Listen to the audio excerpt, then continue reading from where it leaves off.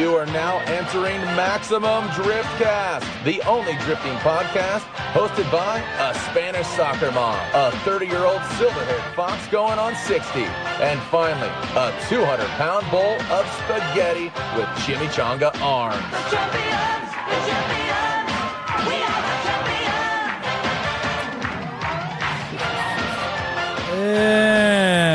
And hi, everybody. God, it's felt like it's been a long time since I've done this. Seems like a long time since I've been here. It's a long time, Corey. Paco, where are you at right now? I'm definitely not sitting in my seat, Corey. Where are you now?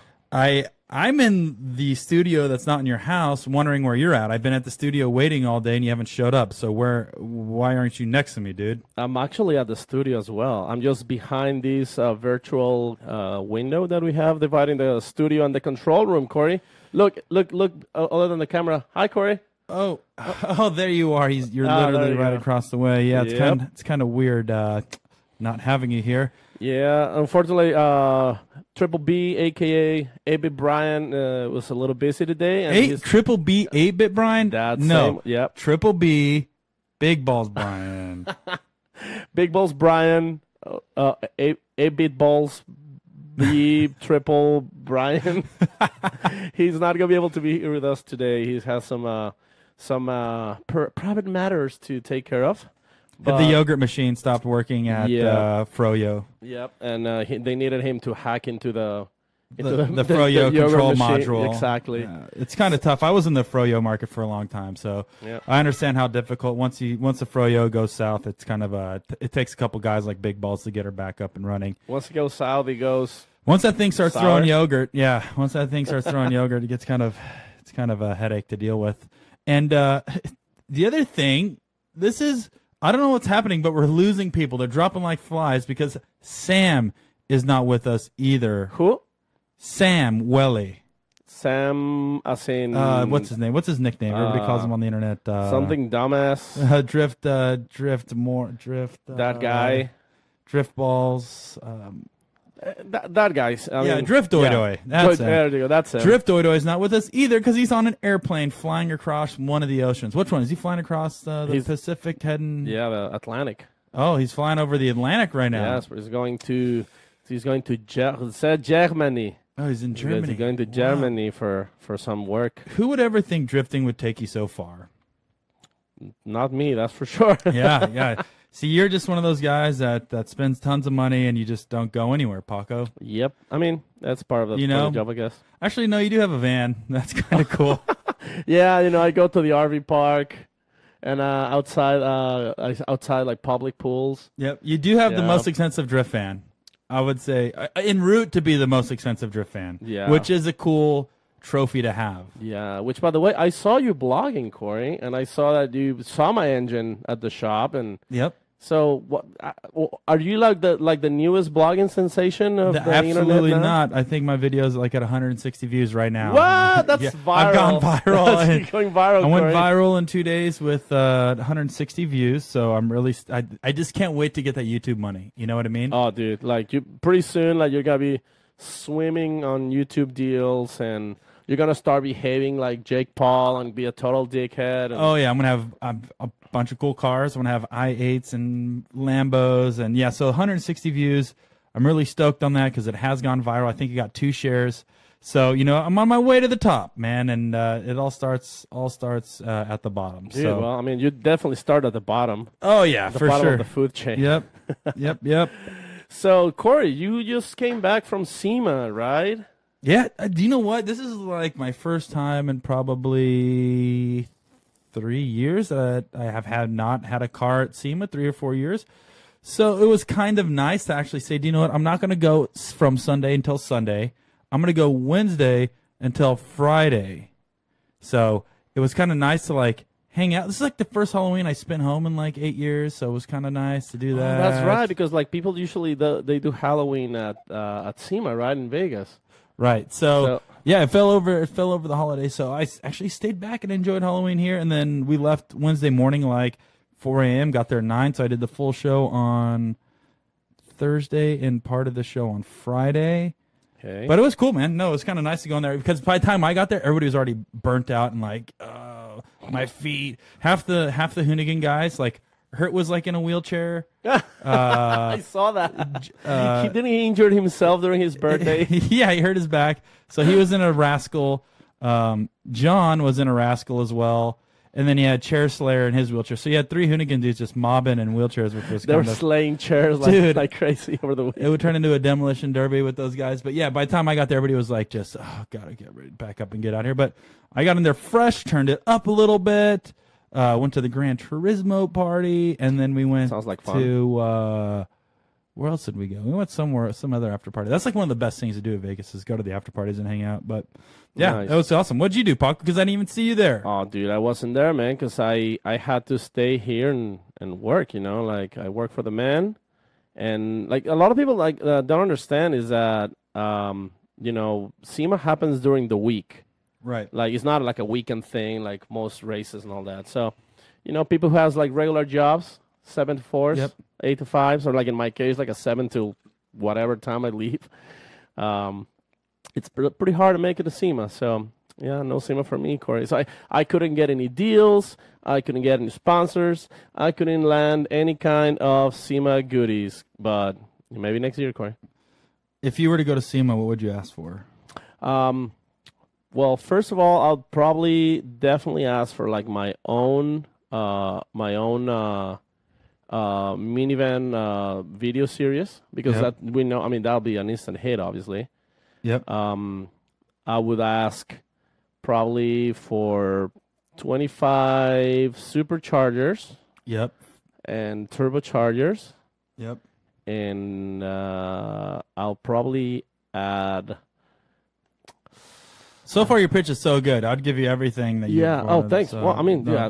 If I only knew it was that easy. Yep. Right. Well, you just sold me on it, so you're good to go. Thank you. Thanks, Corey. Yeah, so anyway, Sam's not here. Big Balls is not here. Paco and I are going to be manning this ship for the next little bit. Yeah. We Excuse a shit show in advance. It's gonna be a Oh, shit Paco, show. come on. Why do you Because now? I'm drinking tequila and it's gonna be a shit I'm looking show. at the viewer count. It went from 1 million views down to 35. Everybody left as soon as my you told fault. them it was going to be terrible. Come on. Well, I mean, it's not gonna be terrible. It's just gonna be a shit show. People likes watching shit shows, Corey. So True. You can see that. That's Yeah, what it's World good. Star is, right? You see a bunch of shit shows happen, and they have 4. I just went to World Star today. Did you see that video of that dude? Oh my God! At SEMA, this dude, this prankster, went to SEMA, and he was talking to people at SEMA, saying like, "This is our new truck, and this truck has a very specific wheel and truck bed on it. Da da da. It is so strong, you could stand on the bed and jump on it, right?" And he was talking to people like he was the owner of the truck. So he had this dude stand on the truck bed, which was like all custom aluminum, and had the dude start jumping on it. And then the people who actually own the truck walked over and was like, "What's going on?" What the fuck is And the going guy's like, "I don't know. I just showed up and started videotaping this guy jumping on the truck." No way. Dude, it's on YouTube. No way. Yeah, and so this dude's in deep shit. I'm trying to find it. And that's actually why I went to World Star today, because World Star posted one of the videos. And, yeah, it was this big crazy thing at SEMA. But, yeah, it was Seems like there was a lot of like videos and drama going on at SEMA, huh? it was cool. SEMA was actually good this year. And there was actually probably more people this year at SEMA than any other year before. So whoever says the automotive industry is dying, I think SEMA was a good testament because they had so many vendors there, so many manufacturers, so much foot traffic. I think it's a good sign for all of us in the automotive community because, once again, if SEMA was dead and there was no companies there, we know that a lot of companies and dealers. It also seems like every professional drifter was at SEMA as well, right? Oh, dude. I saw them all hanging out. It was like a party club everywhere. A potty club. There was so many potty clubs that everybody was hanging out at. But yeah, it was awesome. SEMA was good. I know you were kind of sticking it to the man by working nonstop as you usually do. But it's, you know what? It's good to be back in the studio. So okay. Well, I mean, there was a little bit of well, I mean, I don't know if there's I'm lost, Corey. What, Paco? Just spit it out, man. It's super easy. I know you said you were drinking tequila, but spit it out. No, I'm just like, give me 1 second, Corey. Do you know what? Do you know what was actually speaking, going back as you're reloading your brain? I think Brian Big Balls hacked into your brain and shut it down for a second. But Kristaps' Eurofighter was in the Motul booth, and his car got so much attention. Like, it was unbelievable that his his FD car probably it was probably one of the most popular cars at SEMA, which once again, he had all the new body kit on it. The Eurofighter. The Eurofighter. Because at SEMA, he blew the fenders off of it. He didn't have the fitment in the rear right, so it ended up burning a hole through all the carbon Kevlar in the rear. But at SEMA, it looked brand new again, and everybody was like, "Oh, like this is a drift car! Like, oh my god, this is what they're competing in drifting nowadays." But the other thing that people don't realize is Christoph's built most of that stuff by hand himself. Oh, like he actually fabricated the. Yeah, that's all HGK. That's all done out in Latvia. Like he was the builder of that car, so does all the molding, does all the carbon, he does all that stuff. Wow! So it was pretty awesome. Yeah, I don't know. I mean, like that car. I mean, it's just crazy. Like that car is so. How to say? It's like so next level. I mean, it's. I think it's a good evolution of where drifting, professional drifting, is going. But it is still a complete chassis from strut mount from shock mount to shock mount. No, strut tower. Strut tower to strut tower. Right. So it's still, I mean, as I would say, as NASCAR as it looks, it's still once again, yeah, absolutely. It's still a complete full car. The factory BMW strut tower, where you can't run. It's not a tube chassis. It's all factory strut tower to strut tower in a sense. That's part of the rule book. Don't quote me verbatim on that, but yes. Anyways, yeah. So this episode, guys, as we mentioned earlier, we do have two special people, and actually, both of them were at SEMA. I ran into them quite a bit. We talked about the future of drifting. We talked about Formula D. We talked about what they're going to be doing with their lives in the next years or two. So it's kind of interesting to dig into both perspectives because Dai Yoshihara, obviously, he was a former Formula Drift champion. He actually ended Formula Drift Irwindale in second place, which, you know, this is a dude who's been running the BRZ for quite some time. And I don't know if he's been fighting it or they just been developing it, but finally it looked like it clicked at Irwindale. Well, maybe. And then you also have the Nick Swann. Wait. Oh. Oh, hey. How's it going, buddy? We were just talking about Good. Oh, wow. I was just telling everybody that we always ran into each other at SEMA. Yes. Almost every day, right? Dude, literally, I would see Dai at a restaurant out of nowhere. Different from SEMA. Oh, there's Dai. Hey, Dai, what's up? Yeah. I must have said hi to Dai like 40 times over the weekend. Not that much, but yeah. It seemed like it. No, totally. But, yeah, we were just talking about getting back from SEMA. How did your SEMA go, by the way? It was good. Good as every other years. Did you meeting a lot of industry friends and what? Now, I was going to say, did you have the BRZ out there?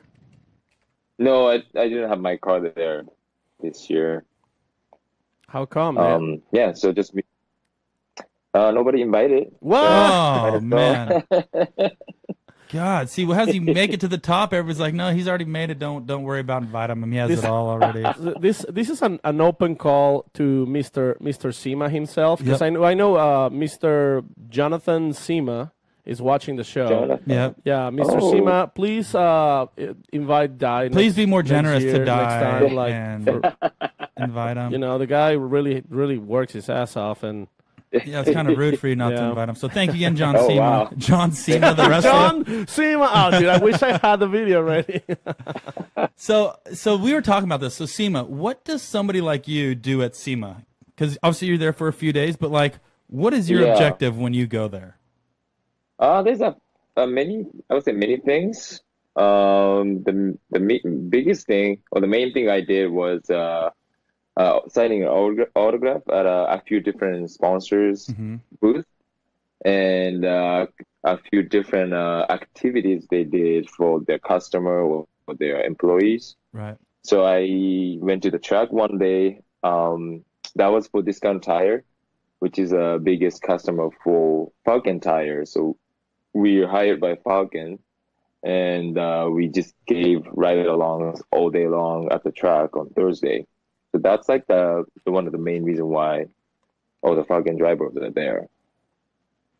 Right on. And also when you go there, you're at the show for quite a bit, I'm assuming, as well. Do you go out there, obviously, meet with sponsors or look for new ones, or is that an opportunity for you to kind of follow up with the guys and start planning for next year? how does that relate sponsor-wise for your program-wise? Since you are a team owner now, how does that go hand in hand? Yes, that's for sure. I think kind of like that's like a traditional move for all the drivers to go to SEMA and try to like meet people and sell yourself and stuff like that. But for me, more like meeting all the current sponsors and like kind of meet and greet. It's kind of, you know, that's how it's been last a few years. But I guess there's sometimes you meet, you know, totally new company and then ended up getting sponsored by them, like maybe for a year or something. But that's kind of rare, though. I think these days, at least. Yeah, because I agree everybody with you. trying to like bring the proposal, and then you know, I don't know how many proposals they have to go through. So it's a good opportunity, but at the same time, it's kind of tough to, you know, get yours going into the right person, and you know, they're really gonna look everything, you know. I don't know. Yeah, no, that's a good point, because we talked to people about the opportunities that can happen at SEMA, and you know, somebody like yourself that's been going to SEMA for, I'm sure, quite a few years and done a lot out there. Yeah, it's you know, what are these up and comers or even pro-am guys, you know, looking for opportunities or things like that? SEMA is a great place to, you know, once again, put a face to the name. You know, a lot of us, you know, for example, for myself, I've talked to a lot of companies. You know, for example, like Mishimoto was one of my first sponsors, and you talk to them, you never meet them, but they're, you know, boom, everybody's there. So it's, instead of like traveling from state to state, it's like, you know, all these guys are going to be there anyway, so I can just run around in 2 days, 3 days, say hi to everybody and you know, mingle with them, since that's kind of your own opportunity. Which, tell me this, Dai, we get some people in prime ranks and all different ranks. How important is it to create that relationship, that personal relationship with your sponsors? Well, I think that's super important. I mean, it depends on the company, but I would say that's almost like everything. Like, of course, you got to do well, and then you have to be, you know, good at, like, I don't know, be a marketable person or whatever. But I think at the end of the day, you know, the relationship between yourself and the person from the company, that's like that's everything, I think. Don't you think? Yeah, no, I totally agree. And, you know, that's the thing for a lot of these up-and-comers and even still people like myself. It's the value of creating that relationship, but also making it last long-term. And if other people are putting themselves in front of these companies and organizations, it's very easy to be forgot about unless you're out there knocking on doors and saying hi. So that's a great opportunity. Yeah, I just wanted to kind of get your 2 cents on something like that. Obviously, you're a huge influencer in the sport. You've been going to a SEMA a long time. Just seeing, what does somebody like you do, since you've kind of already have a well-established program and got your stuff together, especially coming off of Irwindale. You know, you're coming off on a really solid spot, and how does that play going forward? Oh, from Irwindale. Yeah, because you finished second in Irwindale. You podium again. Yeah, it was a really good way to end the season. That's for sure. Yeah, but one more step. You know, that's like I got the second place last year as well. So it's like, damn, so close.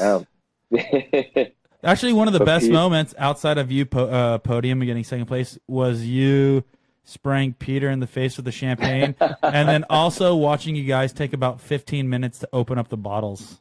Yeah, that was one of the funnest podium moment for me too.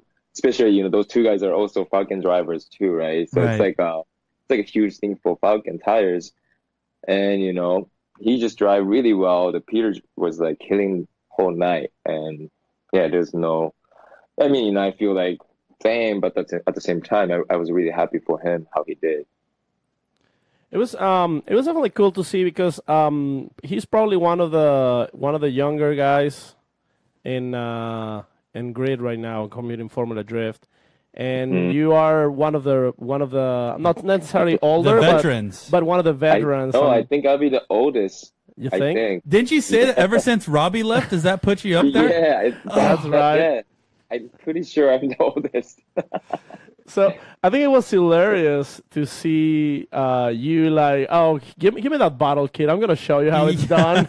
And then you were like struggling with it for like 5 minutes. And No pressure, right? Like just open the bottle, damn it.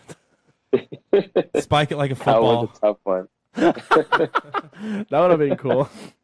So, what the ultimate question is like, man, you didn't have a terrible season, but it sure did come around the later half of the season. Mm-hmm. What did you guys do, or what happened that kind of pushed you guys later half of the season? I know you've been driving the chassis for quite some time now, but what do you think happened later on in the season?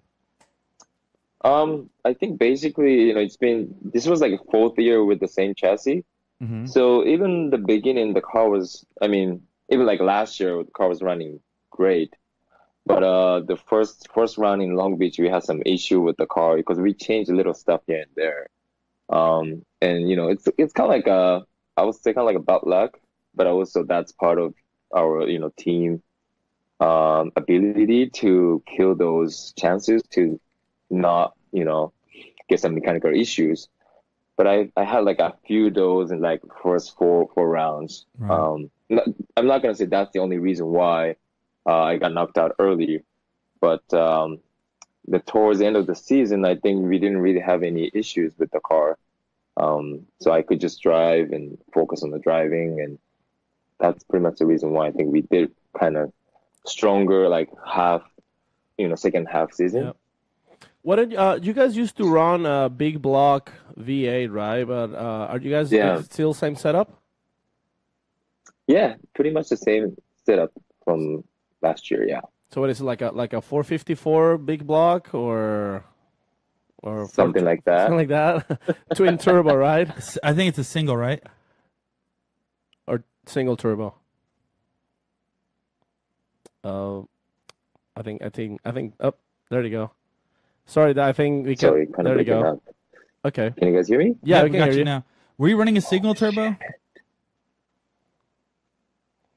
Dun, dun, dun, dun, dun, dun, Are you stealing all his Wi-Fi signal, Paco? Hello. Hello. There you are. Hey, we can hear you. See, Paco, as soon as you start asking technical questions, it hogs all his Wi-Fi. So I don't think we should throw as many technical questions so it doesn't interrupt the Wi-Fi. The Wi-Fi. Oh. Let's see. Oh, there it is. Are you back? Hold on. Yeah. Okay. Can you hear me? Yeah, we can hear you. We can see you though, but Oh, okay. There he is. Can you see me? no, but we can hear you. Okay, hold on. So now I'm switching to my phone. I don't know why, but my computer shut down. Oh. Technical video. issues at the Yoshihara. We usually, if we have computer issues, Dai, we just blame it on Big Balls Brian. So it's probably Big Balls hacking into your control module. Oh, there he is. Look who's back. There you go. Boom. All right. It looks like now you're like on beautiful 420, 480p. We're back. It's all that matters. Really? There you go. It's perfect. This is my phone. It's all Cool. good. Actually, before we continue, I just wanted to ask you real quick. It seems like you have like a pretty nice setup for a flower decoration in the back. What do you have right there? I thought that was his nail polish collection. Right. This is my, correction for my nails. You want to see it? Sure. Oh, look at that. Oh, That's how I play. $5. You have very soft, perfect hands, Dai. It's like you're an IT guy for a company. I don't drive. I keep my hands moist and in gloves all the time. That's why he uses the gloves to actually keep the beautiful Keep them perfect. nails and all that. Good job, Dai. Hey. No, actually, this is my wife's. Oh, okay. This is my wife's room. She does nails and stuff. So. Perfect. Right on. Yeah. That's not stereotypical at all, but So I know we could talk about fingernails for hours, but going back to what we were talking about, you're running the same engine package as you were last year. Yeah. Are you making the same power, or did you find out turning the power down, making the car a little bit more reliable and not 1,000 million horsepower? Like, have you changed power much at all over the years, or where have you stands on that? 'Cause I know actually, we have the power. you haven't. No, we haven't changed the power, but we changed the tuning. I think that kind of helped too. Mhm. And engine-wise, I don't think we did anything the last couple of years. It's been really good. just like a little electric stuff. So we changed the position of igniters. Right. Yeah, stuff like that. Like, kind of like protect from the heat and stuff. Because that was the issue. Like we had like a little misfiring because of get too much heat. Right. Shit like that. But other than that, what power are you sitting at right now, roughly? Do you know? It should be above 1,000, but the last time we died, it's like 40, but like kind of spinning the tires. So much power. Yeah, there's no like You're doing burnouts and wheelies on the dyno? they don't really, but yeah, like slipping a little bit. So yeah, it should be around 1,000. So that's why we just say like around 1,000, roughly. But is there circumstances where, like, on a certain track where you're like, all right, this track requires us to lower the power a little bit, and this one we're gonna raise it up back to 1,000, or do you just did you just change the differential, the gear ratio, and all that, or? Yeah, we change the final gears every round, every track. But we don't really change the computer setup. But sometimes kind of change the boost setup a little bit. But maybe like 50 holes different at the most. Yeah, we don't make that much difference. Like when it's rain, we're gonna go lower boost, stuff like that. So what do you think about like how in Pro 2 they're doing like a spec tire to kind of like to keep the power the same for everybody and kind of like to even the play field. What are your thoughts on that? Like, do you think that will ever make it to Pro 1, and are you okay with that? I think so. Well, it's kind of hard to say because I think the pros these days go into easy, right? Like almost everybody has like around 1,000 holes, and we require like 2 laps for 2 tires, right? Yeah. So it's good for the shows and good for the sports to rest that way. Okay. But it's kind of hard for the other, like, the young person to like getting into the sport because it's too much. So it's like hard to tell. There's a good thing about it because we've been doing so long, so we need to progress. So we need more power, we need more grip and everything.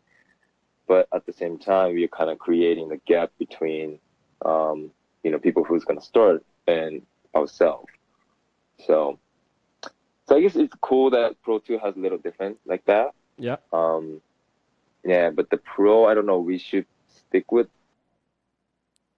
or right now, or that's a tough one. Hard to say. But what do you think, Corey? Have you heard anything like if they're liking the tires and all that stuff? As far as Pro 2, I think it's a great. Well, we were at the SEMA Formula Drift press conference, and they officially announced that there's only going to be 2 tire manufacturers in Pro 2, which is going to be Achilles and Nexen, and it sounds like it's going to be a 255/40, but you have to run one of those 2 tires, which now there's a tire program in Pro 2 that makes the tire more affordable.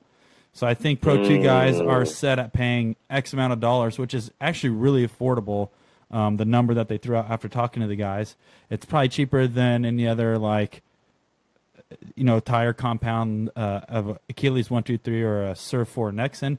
But I think they're trying to find that boundary of where they can still maintain the sport as far as making it affordable for a newer guy jumping in without necessarily having a tire sponsor. But also, too, obviously you can't make 1,000,000 horsepower on a 255 because, like Dai said, you're going to be burning through that tire every lap and a half, and you got to make them last.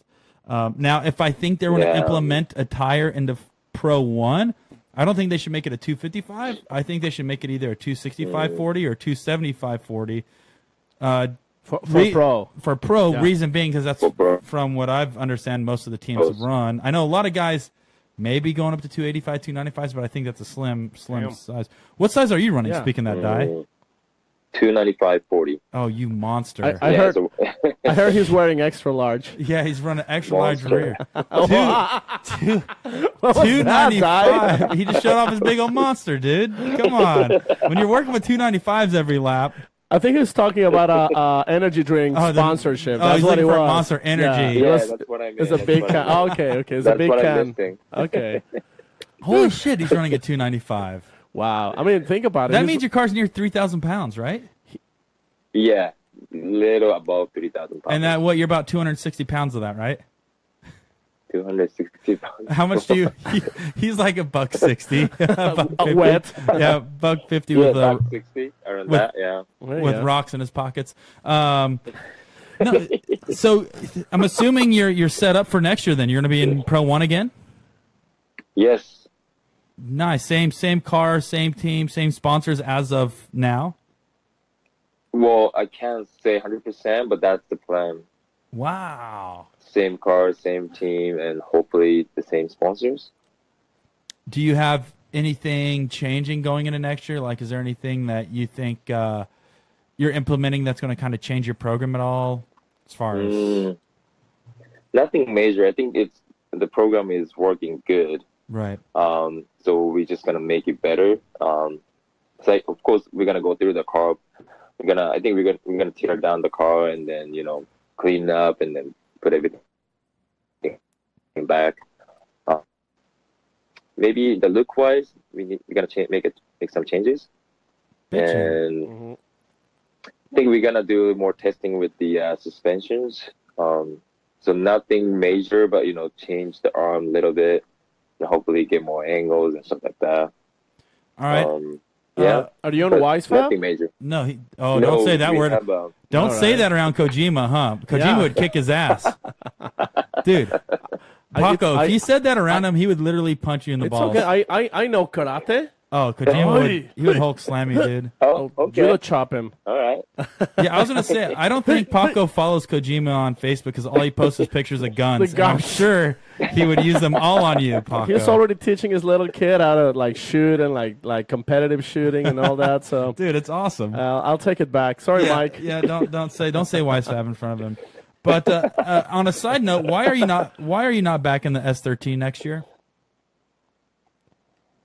That's a good question, actually. Actually, that's something I was considering a little bit. Oh God, that'd be But amazing. but the thing is, that car is not really competitive if I bring it back as is. Right. So Well, not as is, but we've seen you driving it recently at Grid Life, and it's like What, he drove it at Grid Life? Oh, that's right. Yeah. Dai, did you drive it at Grid Life? yeah, I did. Yeah. Oh my God, do you get all emotional hopping in it? Like, Remembering Jesus the Christ, how come we didn't hear about that? How was it? Oh, Did you like it or what? Yeah, I liked it. Yeah. You're talking about the car or the event? Both. Talk about the car, like hopping back into that thing after you're driving your BRZ. What's like obviously power difference, but going in from your modern FD car to your championship winning FD car, what was the difference and how did it feel? Actually, I've been driving the 13 at least like once a year after even changed to BRZ. So it wasn't like first time in a long time, but the biggest difference is power is different and the steering angle is different. But the 13 is for sure easier to drive. It's more like a natural feel because it's basically the stock ratio of stock geometry of the suspensions. Mm-hmm. We didn't easy, right? That's like 7 years ago FD spec. So Was it 7 years ago when you won? so everybody can jump and drive.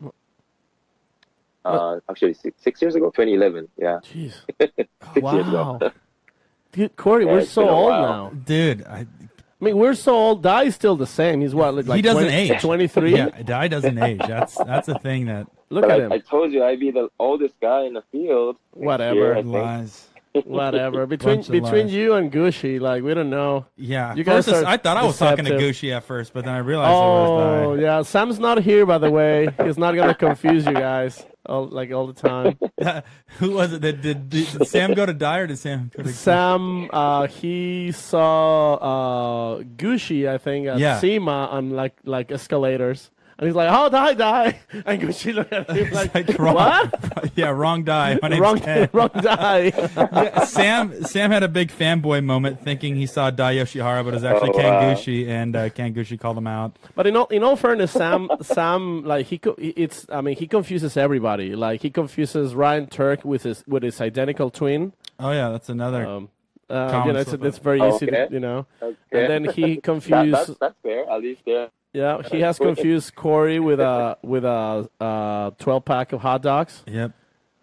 Hebrew National. Oh, Vienna. Vienna. Yeah. So I mean, it's Hot just like natural, dog. that he gets that kind of confusion going on. God, I just can't believe he drove his S13. That is so awesome. Do you own that car? Or is that Falcon owned? Falcon, Yeah, like the Falcon guys brought the whole Falcon gang to Grid Life. They had the JTP's Mustang with JTP on the wheel. They had the S15 from Darren McNamara's S15, and they even brought Darren McNamara to Ginger Man. Yep. And then Dai was driving the Discount Tire S13. Yeah, sounds like a good time. Odie was on the actually he was what was Odie driving? The right-hand drive S15, right? Well, but that when DMAC was driving it. That was Atlanta. Yeah, okay, that's right. No, you know what? No.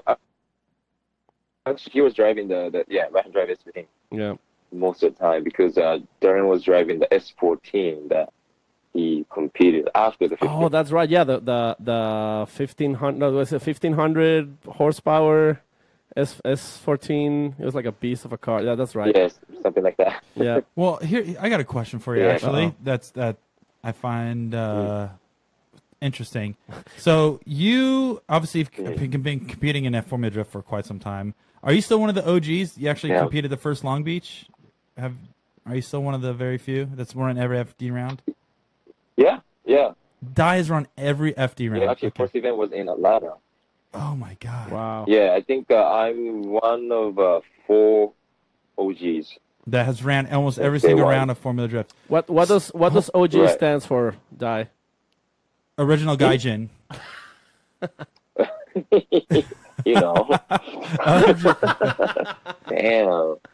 No, but my question is, okay, so you've recently competed in obviously Formula Drift for quite some time, and then you run Grid Life. What do you like about each event? What do you like of driving at the Grid Life level, and what do you like driving at the Formula Drift level? Because they are so different. But what do you enjoy most about each one? Okay, so FD is like more serious, right?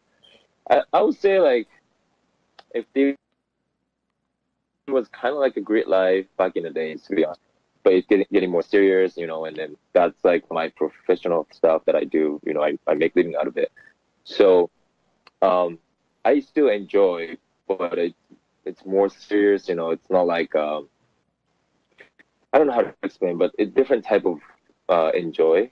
Right. For sure, it's because more like I'm enjoying the competition, like try to do well, and if you do well, it feels so good. It's nothing can be like that.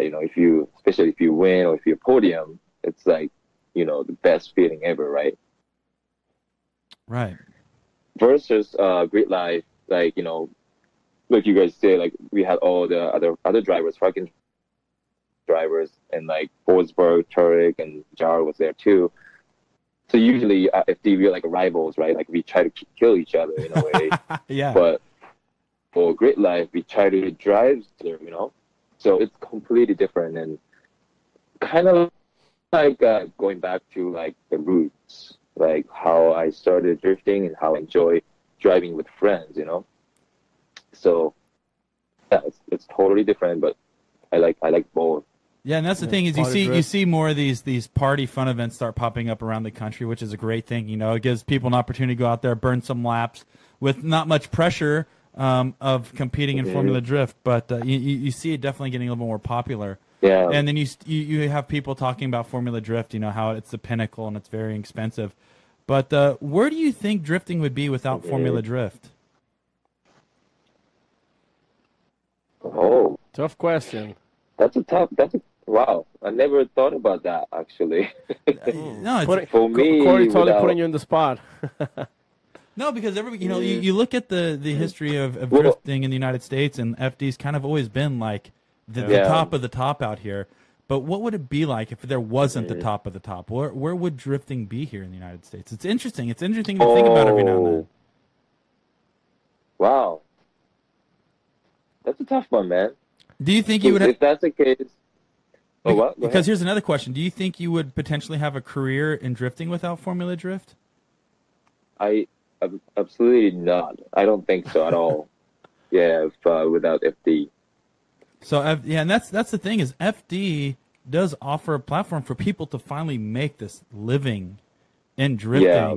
and this has been a big discussion for quite some time. It's like, it's these party fun events versus like a Formula Drift or a Formula Drift. Yeah, it's a little more stressful, but you have that fun sense of competition, which I'm assuming that feeling you were talking about is like, I just drove against the best in the world, and I just podium. Holy shit.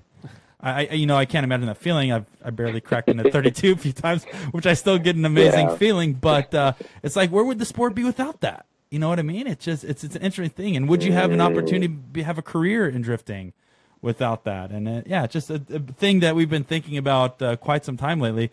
But hearing it directly from you is kind of like, man, you've been in the sport for so long. Where do you think it'd be, or where do you think your career would be if it wasn't around?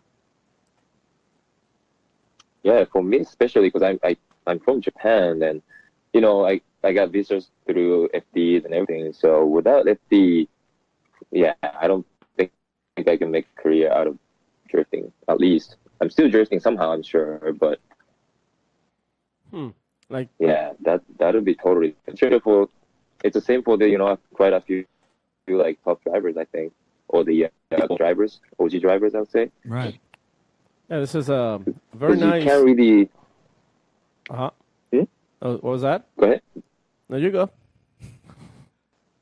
No, I said I don't think you can really get a sponsors and I don't know, sponsors just to do like a demos. And it has to be like a competition format. And back in the day, there's a few different series, but FD was basically the only one, been around like over 14 years. So, yeah, That's what I think. This is a moment of reflection with Corey Hosford and Dai Yoshihara. That could be a book. Bring you back to the. Make a cartoon book out of it. No, but I mean, it's actually no. I think it's a good question because I think we just take it for granted. Like things are what they are right now, and it's all good.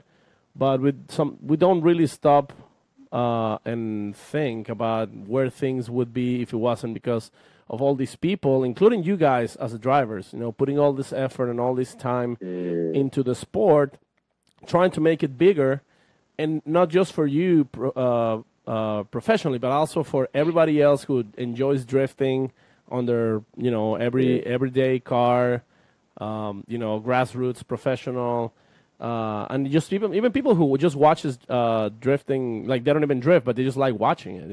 It definitely, I would say, it doesn't like. I don't think people gives you guys enough credit. You think so? Well, I do, yeah. I mean, I've heard recently we heard a lot about buzz that professional drifting, whatever, it just needs to go away, blah blah blah. It's gonna become NASCAR, Why do you? Is that your English impersonation, Paco? That's my NASCAR angry guy impersonation. They always growl. that was my internet troll. Like I hate drifting on the internet. So yeah, I think you guys don't get enough credit for all the effort that you put into the sport, regardless of what you're doing what you're doing for yourselves and for your teams and on your sponsors, what you are doing for the entire community. I see. Okay. Yeah, that's a good point. So let's cut to some banger questions. What's your most favorite track in FD, and what's your worst favorite track? Most favorite track was Arundel. I don't know if I can say it was, but yeah, by far for sure. Well, it is until you get a new one, a new favorite. It is your favorite track until you find a new favorite. Well, they have a new one. It's Las Vegas. yeah, but That may not be his favorite, but that's the new track. That's what I'm saying. Which that's another topic. Exactly. So Irwindale, if you couldn't pick Yeah. Irwindale, where's the next stop? What's your other favorite? Now Irwindale's gone. Then Atlanta. There you go. Yeah, I like that one. This is one of the bitchin' tracks. And yeah. then least favorite?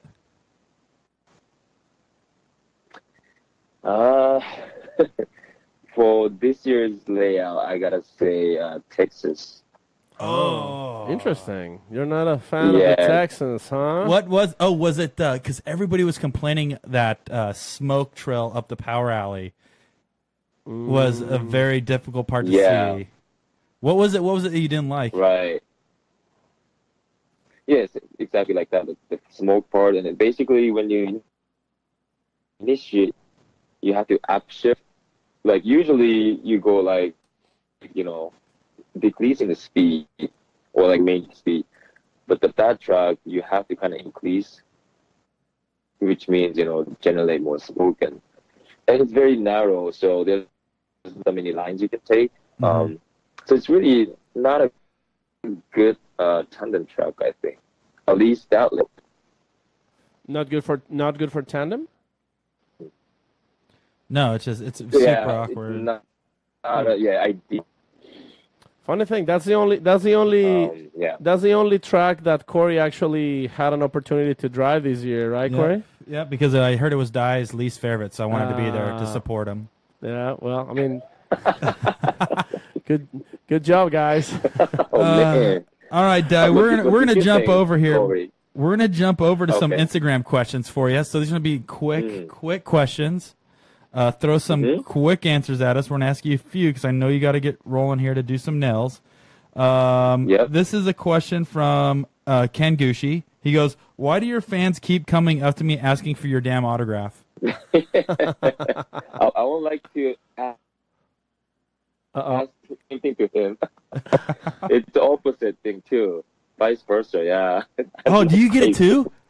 People come after. Oh yeah, all the time. Like last week, I don't know how many people came up to me. Like Gushi. What's up, bitch? Yeah, What's up, Gush? I'm like, I'm not Gucci, but all right. I could say that's Yeah, because you're both very good looking. How about that? Oh, come on, Paco! Don't stop flirting with Dai here. This is. I'm sorry. Oh, this is Dai. Sorry, I thought it was Gushi. My bad. All right, here's a question. This is from Tommy Gunn.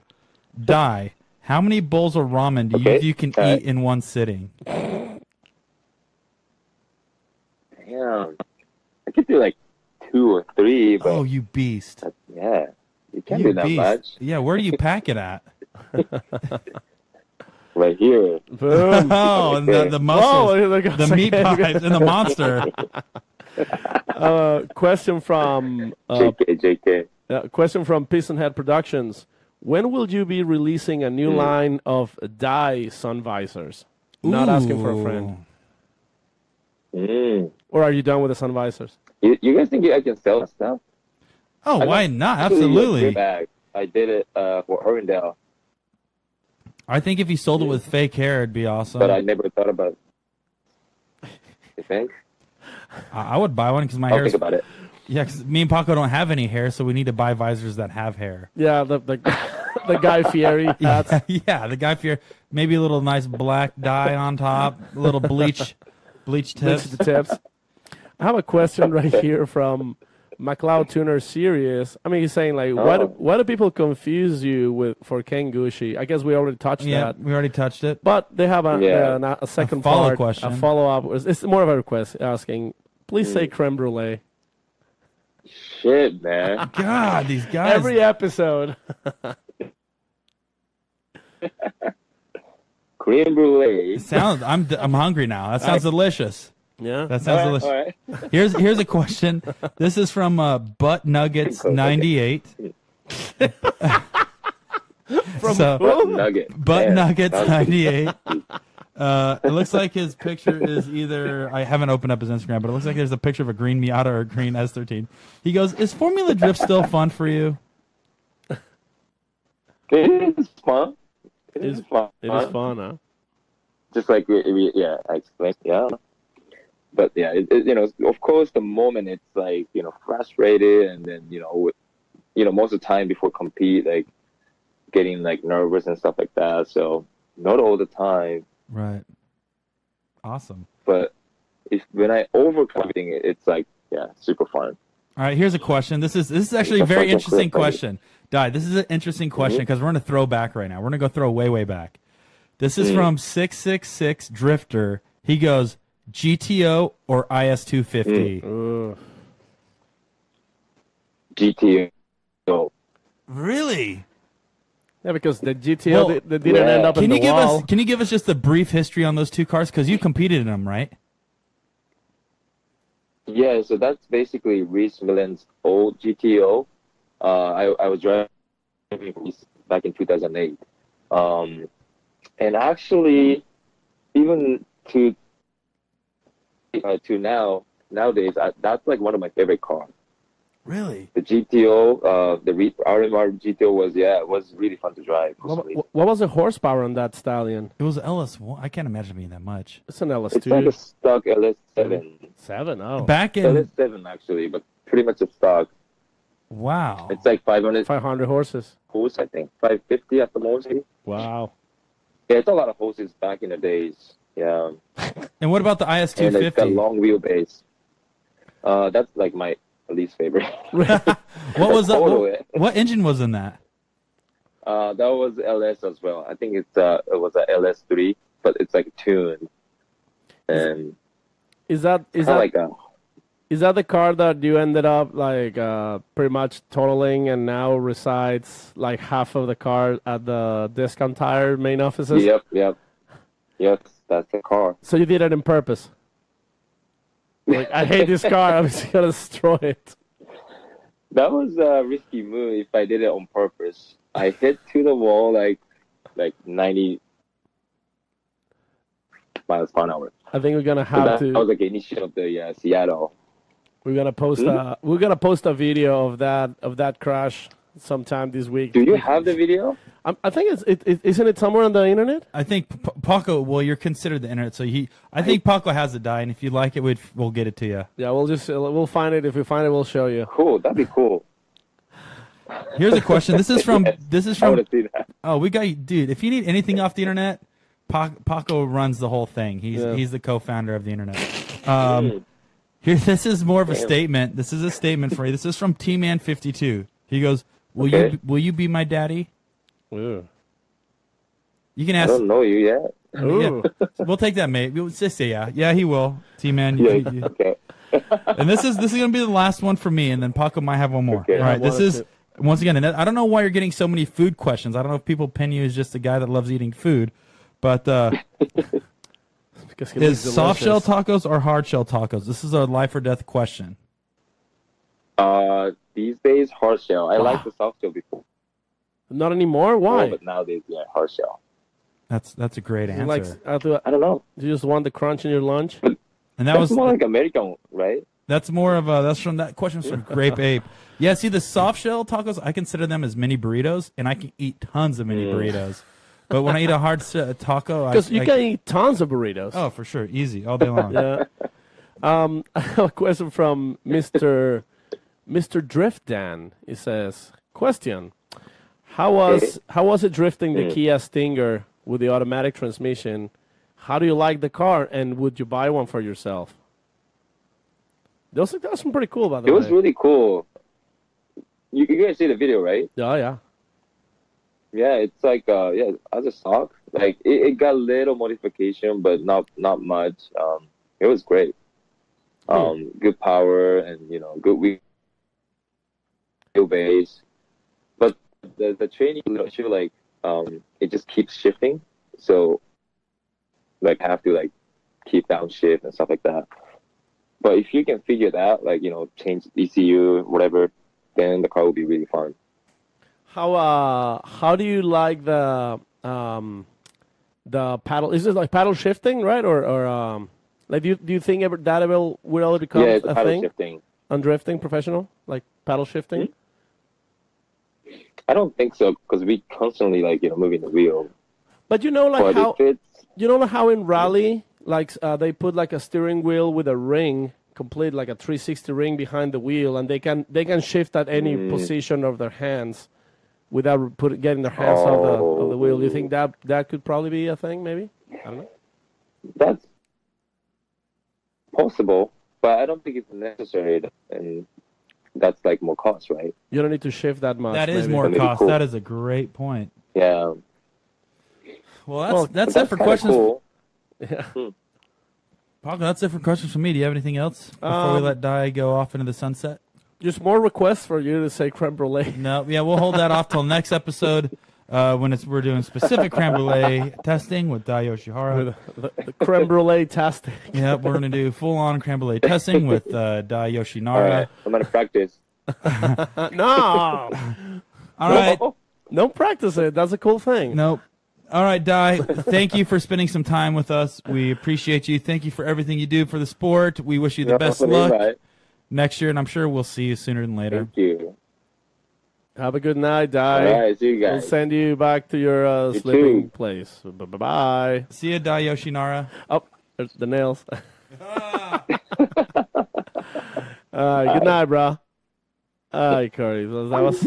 Did you just hang up on Dai? I totally did. Oh, he's man. going to fight you so good. Find me, bro. He's gonna as long as he doesn't send Mike Kojima to fight me. He's going to punch you right in the Kia Stinger. I hope wow. that okay, happens. Well, I mean, hopefully that... I don't know. I do like those Kia Stingers, dude. Do you really? Yeah. I thought the original plan was to make him a V8 instead of a V6 twin turbo. Because they make that V8 the one they put on the Hyundai. But there's no V8. It's a twin turbo V6. No, that's what I'm saying. But the original plan, from what I remember, it was going to be a V8, but then it ended up being a V6 twin turbo. I'm gonna punch you in the Kia Stinger. Go for it, man. I'm gonna bring my body. Yes, that him. Yep. Oh, here we go. Speaking of... Oh, look who shows up. What's up, Dai? We lost you there for a second. Let me turn this computer down real quick. This is weird. It's like being in the Twilight Zone because I was tuning in, watching a live episode with Dai, and you guys started talking about putting V8s and Kia Dingers. So I thought this was Dai calling back. He just grew a beard real quick once we got him off the phone. Kind of looks like Dai, indeed. No, but I will say this, though. I did... drink my coffee today with this new creme brulee creamer that I found. And it's and that's no joke. I swear that's a true story, and it's really good stuff. So hearing you guys talk about it, Dai Yoshi gnarly. So, what are you doing, Nick Swann? What are you doing, dude? It looks like you're hunkered down back at home. Once again, you're another dude we saw floating around at SEMA. Yeah, no, I'm back home. Look at that pose, by the way. Yeah, so I'm home. I here in Nashville, Tennessee. But yeah, I was spent last week out in Vegas with Dirk Stratton. We revealed the new livery for 2018, and pretty much just there getting our ducks in a row with all of our current partners for a bigger and better season next year.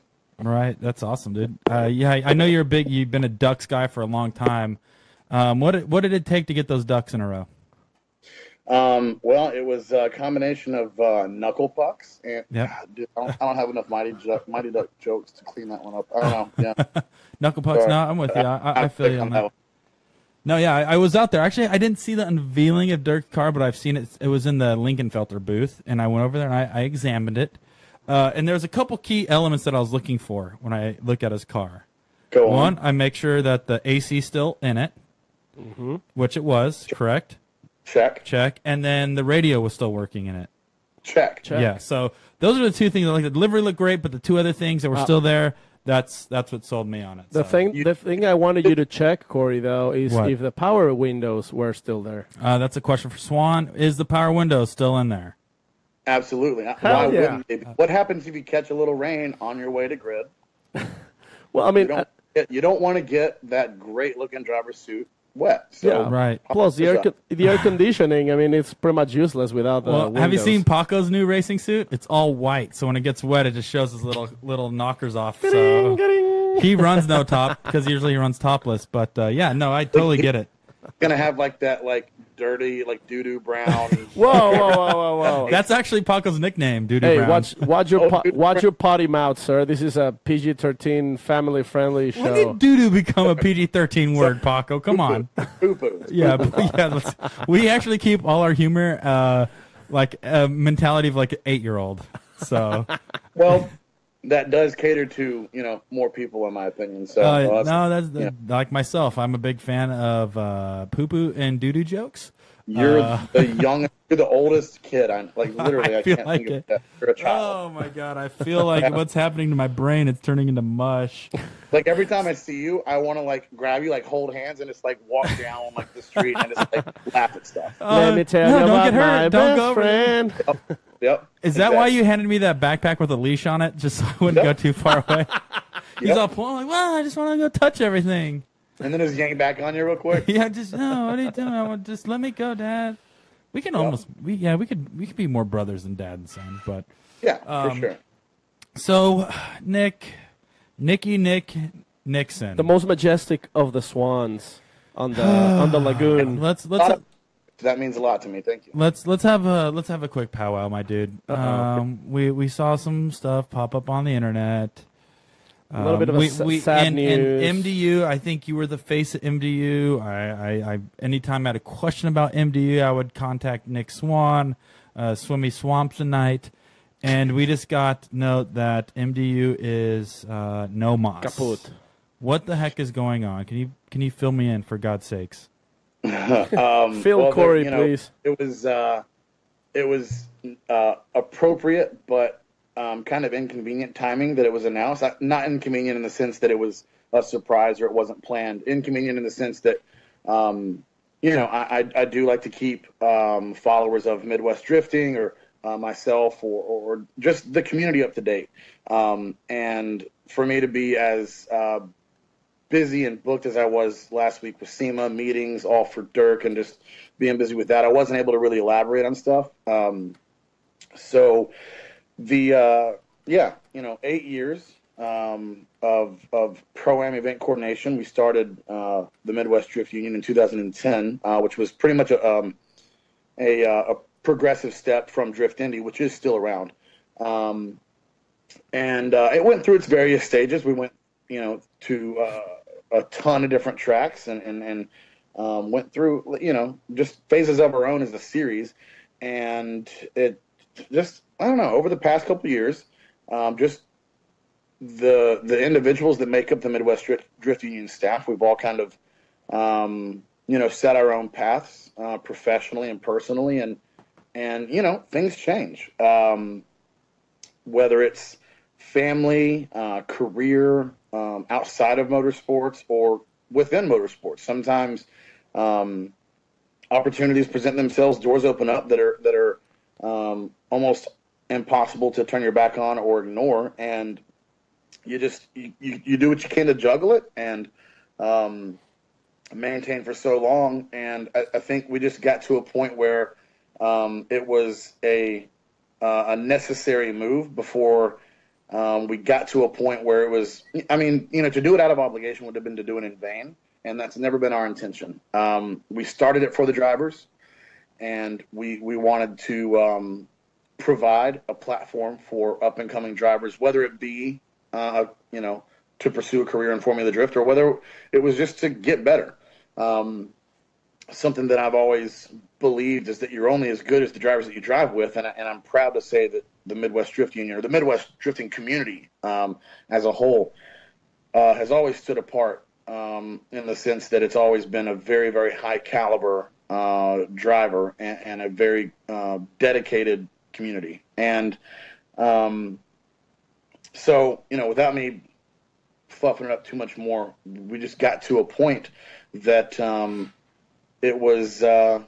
It was time for us to dial it back. And for now, I think the safest way to put it is to take a year off. Whether we take the rest of the years off and MDU never comes back, and when we all continue to do what we're going to be doing, over the next year, a few months, whatever, or maybe there's a demand for it in the future. Yeah, well, maybe you don't know what you got till it's gone. And this isn't a publicity stunt. This isn't us taking something away just so we can make people want it. But if there's no demand, we don't want to bury ourselves financially as a team to supply something that's not in demand. And, in essence, anything that was put into MDU financially was always put right back out because we prided ourselves as a team in the venues and the production value of the series from day one, from the branding to the day of presence. Pro-Am's never been a huge spectator series, but the local crowds and spectators and friends of drivers and media that did come out, we wanted to accommodate them. And but it was the venues, mostly the venues, from Gateway Motorsports Park to the streets of Detroit when we did that for 3 years, from 13 to 15. We always try to do at least one new track every season, and there's nothing cheap or even affordable about renting out large venues like that for 14 to 20. So it's always been, and this is money is the easiest stab, I believe, within our community, whether it's at a driver, a program, a car, or even a coordinator or a series, because for years, from the moment that we opened the doors of Midwest Drift Union, we had, the hecklers or the trolls online that it's all about the money. We're trying to turn this into a business and build a monetary value for our own good based on the drivers and take from the drivers. It's never been the case. And last year we saw the lowest amount of attendees, participants within Midwest Drift Union, the series. And it put us in a rough spot financially to where we were using our own personal money to continue to finish a series that we committed. And we can't bury ourselves financially because I can speak on my behalf, but I am trying to make this a living. I am trying to do this year round. And working with the Midwest Drift Union was always a small part of my big picture. Yeah. So I think allow me to interrupt real quick, but I think one thing that a lot of people don't understand is that everybody who organizes drift events, even if they're not necessarily there for the business, like they're not trying to necessarily make a living or make money out of it, they want to at least break even, like be able to make these events self-sustainable and help the drift community by having these events. Absolutely. It was, we can have, or any coordination team or sanctioning body or whatever term you want to use, you're going to have your own goals and boundaries, and you're going to have this whatever the common ground that you're working towards. And for us, it was the drivers. It was always the drivers. It always will be the drivers. And I say that quickly. I don't mean to blast right past that. We started it for the drivers, and every year it was, whether it was the license they were chasing, or whether it was fun, or the camaraderie, or just self-improvement or progression, we did everything we've always done and will continue to do for the drivers. But like I said, you have that goal as a team, as a production, but you also, as individuals, and as taboo as this may be on the subject of where drifting is today, you have your boundaries as individuals, as a business, and you can't bury yourselves. You can't bury yourself. Well, I think that's for anything, right? You look at any business, you look at drifting, you look at businesses, you look at just any personal relationships. If you're investing too much into something, you can't sustain it, you're going to literally ruin everything. So it's like it's all relative to whatever you do. If it's like once you're investing X out of it and you're not getting that return just to even get it self-sustained, no matter what it is, you're going to have to move on or lighten the load to start that new venture or whatever it may be. And at that point, you have to adapt and overcome. It's not about cutting bait and getting out of there, and it's not about having too much pride to know when to quit. It's about adaptation. And this, our decision as a team, and Edgar Sarmiento and John Gilliott, the owners of MDU, their decision to cease operations for 2018. That was for regardless of how it appears to the community, it was a progressive move. Midwest drifting is not done. We're not. It's not like hey, we had a good time. See you when we see you, kind of thing. Edgar, he's curated a handful of brands, all within the same outreach over the years. And Drift Indy and No Star Bash are two of his most successful and most prominent. He's already been working on No Star Bash for 2018. The minute that we finished No Star Bash this year in 2017. So Mike Scodelarik, former Formula Drift driver, former Midwest Drift Union champion, and he's been staff with us for years.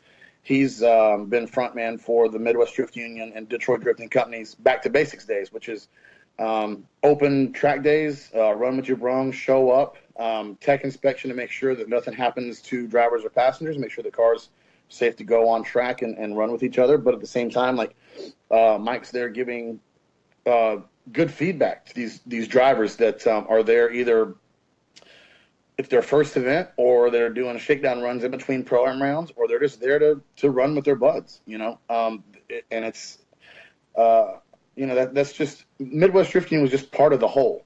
But it was one of the most known because it's been around for so many years, and not to toot our own horn, but I mean beep, like it was a great series. It was it was fantastic, and I don't mean that like we were the best, but we were one of it. It was killer, man. Some of the best times I've ever had, and I think a lot of the drivers, if not all, would agree. So when you say that Midwest Drift Union is not gone, I mean, is there still a local drift group that's putting together grassroots events for people to go have fun, slide, or stuff like that? Is it going to be a different name? Is it going to be the same people? Like what's going to happen from now on? Well, one of the things about the Midwest Drift Union staff, and again, John and Edgar as owners, like I said, there's been a handful of brands, whether it's been brands for event coordination or apparel or even retail parts at one time, and they've just always dabbled. And Drift Indy was ground zero for Edgar back in 2006 or 7, I believe, and it's survived all this. It's very niche, it's very local to that community, but it's very there's a lot of necessity in it, I believe. But as far as short answer, Midwest Drift Union as a brand, the Drift Group, which was the umbrella we put over all of it last year, for lack of better words, and without speculating or trying to look into a crystal ball, they're no more. We have no plans. We have no intention of using those brands again in the future. I say we, they have no intention of using those brands again in the future.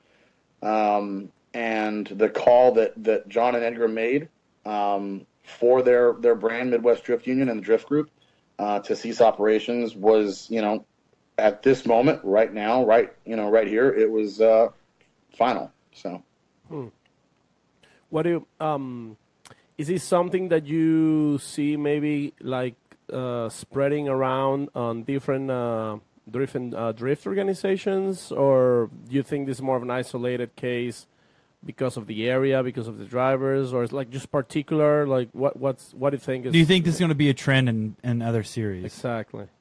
I think we can. I think without getting too specific or stirring the pot too much. I think we all can agree that there's that our well has been poisoned. I've used that reference a few times today. You guys earlier getting ready for tonight. And there's no shortage of drivers. in the Midwest or in the country. Put it that way, within the community. There's no shortage. Nobody's, not wanting to drive, period. Somebody might not want to drive a certain person's event. Somebody might not want to drive a certain track or a certain weekend because of whatever reason. But as far as a driver that has the car and the equipment and the means to participate, whether it's on an entry level basis or on a professional basis like Formula Drift, if you have the means, odds are they want to drive and they're going to drive. So, to target the Midwest again, no, there's no shortage of drivers as in the community, but I believe that there's been just a lot of unnecessary division amongst our community, and it's not just this year.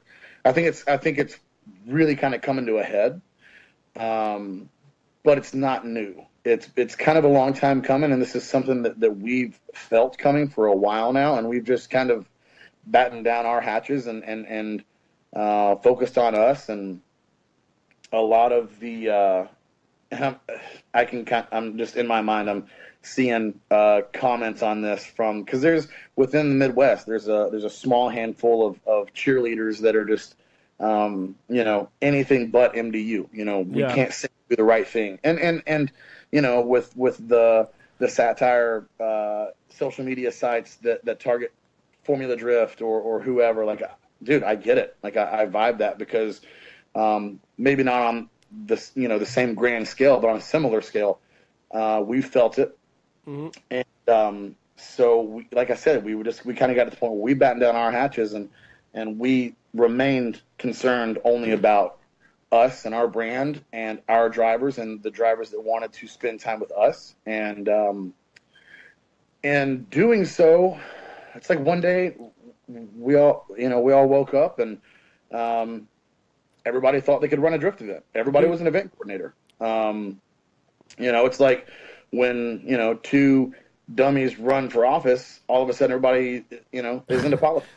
You don't, just because you're against something or because something rubs you the wrong way doesn't mean you're educated on it.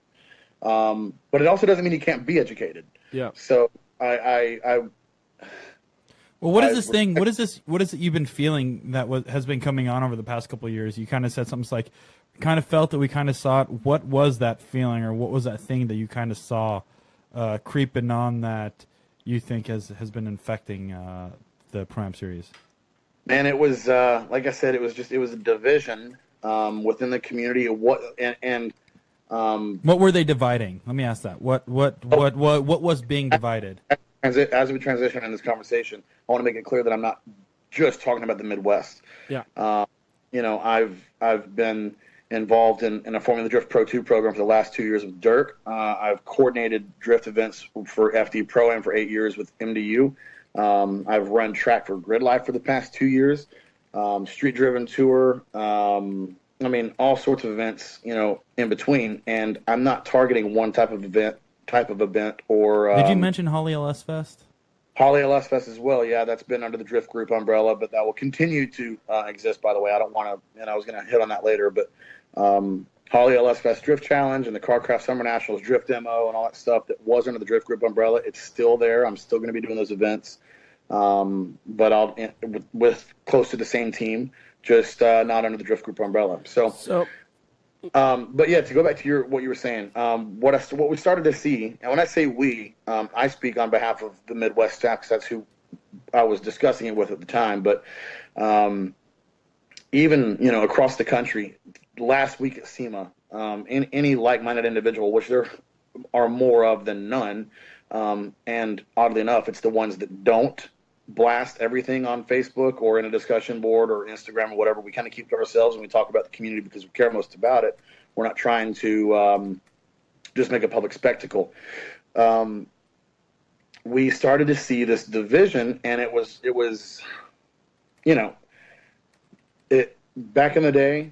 When I say back in the day, a decade ago, 15 years ago, it was just, you were just in it. You were there, you were driving, and it was either a bash or a local thing. It was just everybody that liked drifting was universal. Back then, drifting was just drifting. Now, it's chapters or tiers. It's, I don't know. I mean, it's teams, dude. Like, whose team are you on? Are you the keep drifting fun and competition sucks and Formula D is stupid and it's a waste of money guy, or are you the, you know, I'm rich and I'm coming in this, and you know, like, when did that happen? Like, where, at what point did it become, you know, based on a status? Because last I remember, what this is all built on is, and it's always been this, and it sounds cliche now, but man, just think back. But isn't this like a passion thing? Aren't we all in this because we just saw it and loved it? Is that not why we all got into this in the first place? And something that that Jared Deanda said on the full-length Keep Drifting Fun video that came out a number of years ago now, he and it's a reference that I use so often, and he just hit the nail right on the head, is that drifting is the most approachable and accessible motorsport. And I think his examples were F1, Australian V8 supercars, Le Mans. I'm not real sure, but you can't just decide to drive F1. You can't just up and decide to drive V8 supercars or NASCAR or whatever. You know, you have to go through the motions. You have to put the, you know, that's your end game. But with drifting, you can literally just go. You can just go drifting. And once you build your affordable car for a couple $1,000s, and you get the coilovers, or you cut your springs, or you get your welded diff, and you put a seat in your car, and you go to your local drift day in a parking lot or track or whatever, boom, you're in it. You know, pay the registration fee, show up, make a friend, put a lap together. I guarantee that new driver's hooked, but you're in it. You know, you're in it, and you have the entire community at your disposal. Right. Dependent on how you utilize it. And the early days, we were all in it together. Whether it was someone that was established hosting events locally to their town or region, going to another town or region to help them get off the ground, or drivers, you know, teaming up together to travel the country as they pursue, you know, their career in Formula Drift. But now it's, I mean, just minutes before I got on a call with you guys tonight, I saw a post on Facebook. It was somebody posted a picture of their old competition car. Miss my old Pro-Am car, but driving events just for fun is the best decision I ever made. I get it. I understand why they're making the post. Let's just look at the words. Like, whose fault is it if competition isn't fun? Like, is it the driver taking the competition too seriously? Do you not like losing? Like, dude, even at competition, you're still driving a sick car with your buds, and as fun as you make it. Well, that's funny because as you said that, we just talked to Dai, and I was asking the, you know, we were going through the Instagram questions, and somebody asked, "Is Formula Drift still fun, or how do you like it?" And it's funny because he said, "It's fun. It's just a different type of fun." Absolutely, you know? And that's the thing is, until you experience that type of fun, it's hard to explain that, I guess, or because only select number of people in the drifting world has actually stepped foot into a Formula Drift event. And so those guys that vouch for it, dude, Formula Drift is so fun. It's a different level. It really is a different level in the sense that you're driving 1,000 horsepower race car that is built to the best of your team's ability, going out there running with the best people in the world. Like, just to do a lap with those guys, I remember my first lap, I was like, this is the nuttiest, craziest thing I've ever done in my entire life. And that feeling, you know, in your own head, yo, I made it. Like, I'm doing it. You know, I'm out here following, you know, Vaughn or you know, like, yo, Dai's behind me. Like, yo, like, it's boom. just a different. It's a different. You're like you're saying, it's a different. It's all about perspective, though. You know, because, you know, I think one of the issues that we as a community are struggling with also is we're all pretty jaded. You know, drifting is here to stay. It's not going anywhere. The aftermarket supports it. you really can't complain about, well, I wish there were more events near me. Like if you got means to drive 150, 250 miles in a weekend, one way, you can find an event to drive. Right. So it's no shortage of events. It's no shortage of aftermarket support. It's no shortage of progression, media, none of that. And after we spent years complaining about all that, well, there's nothing close enough for me, or nobody ever, I don't have anywhere to post my media, or yada yada. Once you got all that sorted, it's like as a community we started complaining about having nothing to complain about, and we got jaded. So now we're just itching for something to whine about, and as great as it is, and the word millennial kind of it's kind of hit or miss. Some people cringe with it, but dude, honestly, like that's the market. The millennials, that's the market, man. And drifting that's its focused demographic, and that's great. That's great because it's a viral community. It's a social network focused community, but the millennial community is very entitled, and I've noticed with this new wave of driver, and I'm not saying everybody, but I've noticed more so over this last new wave of driver, more than ever, they've got their hands out. They expect something, dude. I've never had aspiring drivers with like barely a lick of talent talk to me or treat me like I work for them when I'm giving them a platform to either get a license or win some product or drive a world-class facility. Yep. And have them turn around and bark at me like I owe them something. It forces me to take a step back and be like, yo, like what's the problem here? And I think we're all jaded because the sport is so available now, which is great. I don't ever want that to change. To go back on what Jared said, I always want it to be available and accessible, but I think things are going to happen, or things need to happen that are going to, maybe I think reestablish some appreciation for it. I think one of the things that need to change and need to be addressed probably more seriously, and I mean, I know you were talking, for example, in this case, millennials, and drifting. It's a sport that it literally, I mean, being probably the newest form of motorsports, getting up there, it's being pretty much more present through millennials and pretty much everywhere in the world, thanks to the internet and thanks to social media, and the way that drifting has spread around literally is through the internet. So drifting is literally like part of the internet at this point. It's like drifting going on what you're saying is drifting is one of the newest forms of motorsports that has developed at the same rate the internet has. Exactly. And there's not really many other forms of motorsports. You look at NASCAR, you look at road racing, you look at monster trucks. These things been around for 20, 30, 40, 50 years. And drifting is 15 years old. Drifting is obviously much older than 15 years, but it's really been taking off in the United States for the past 15, 16 years. But as far as professionally, what we could say is 15 years old about that. Well, we had our first professional series 15 years ago. So you look at it's been developing at the same rate as the internet, which once again, that's almost how they target their audience. You look at their live stream numbers, and a lot these sanctioning bodies are now like, how can we get on live stream? How can we? When a lot of these other guys are like, hey, how can we get on different broadcasting networks and things like that? It's like you could see how they steer their market much differently, and even NASCAR and other forms of motorsports has tapped into Formula Drift or other drifting organizations. Say, dude, how do we get your demographic? Because our audience now in NASCAR's, they're 40, 50, 60 years old. We need newcomers to come and start watching our shit. And you can even look at the stands in NASCAR's. Like I don't remember where they went this week, but I was flipping through. And no man's land, dude. I was flipping through the channels, and you look at the stands. It's like, holy shit! Like, is this what's happening? It's like qualifying day, dude. When nobody's.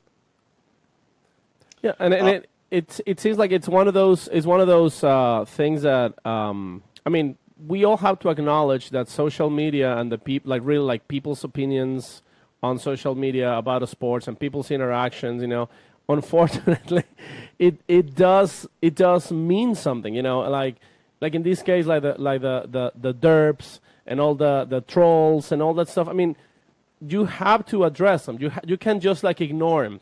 It's not like I mean, if in NASCAR, if like something happens on social media and somebody starts like talking shit about some driver on social media, nobody really cares. Like nothing changes.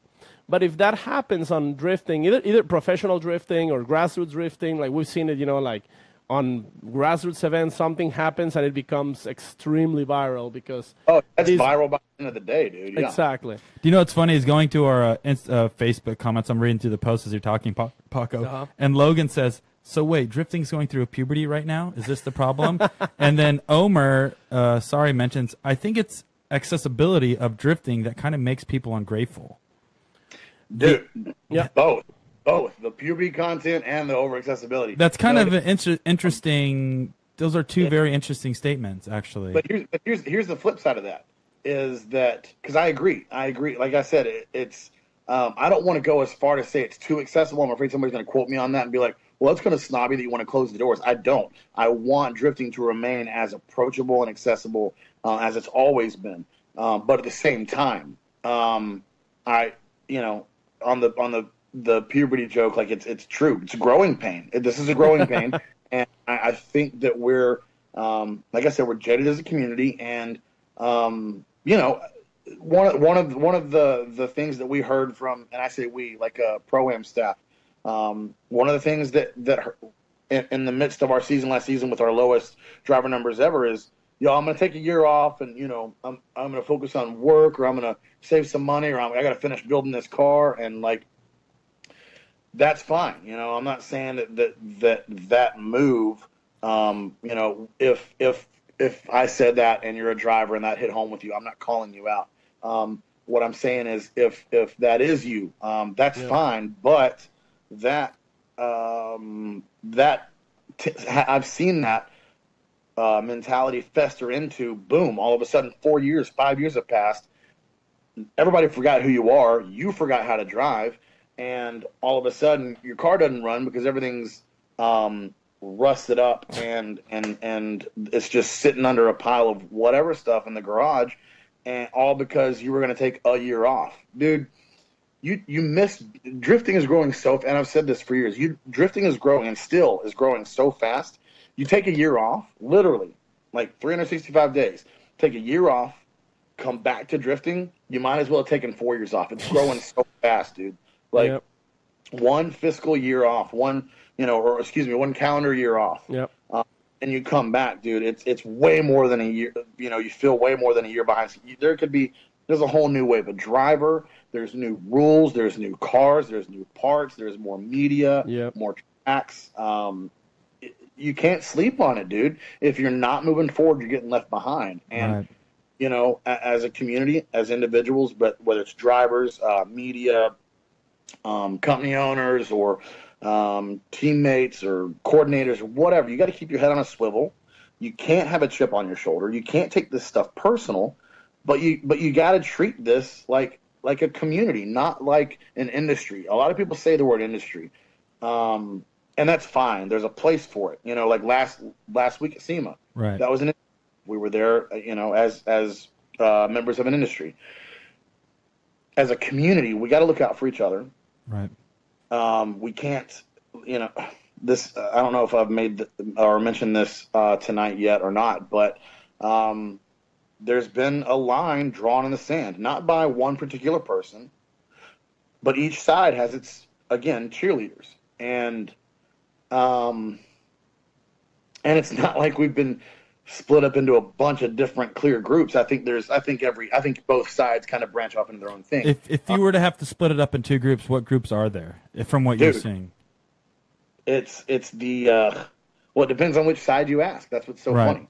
I think it's split up into the guys that have sworn off competition drifting, and I think it's the guys that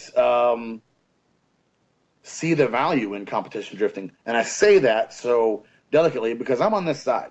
I see a value in competition drifting. I think Formula D is great, and that's not me, tugging them off or trying to get any bonus points. I think the and I hate this word.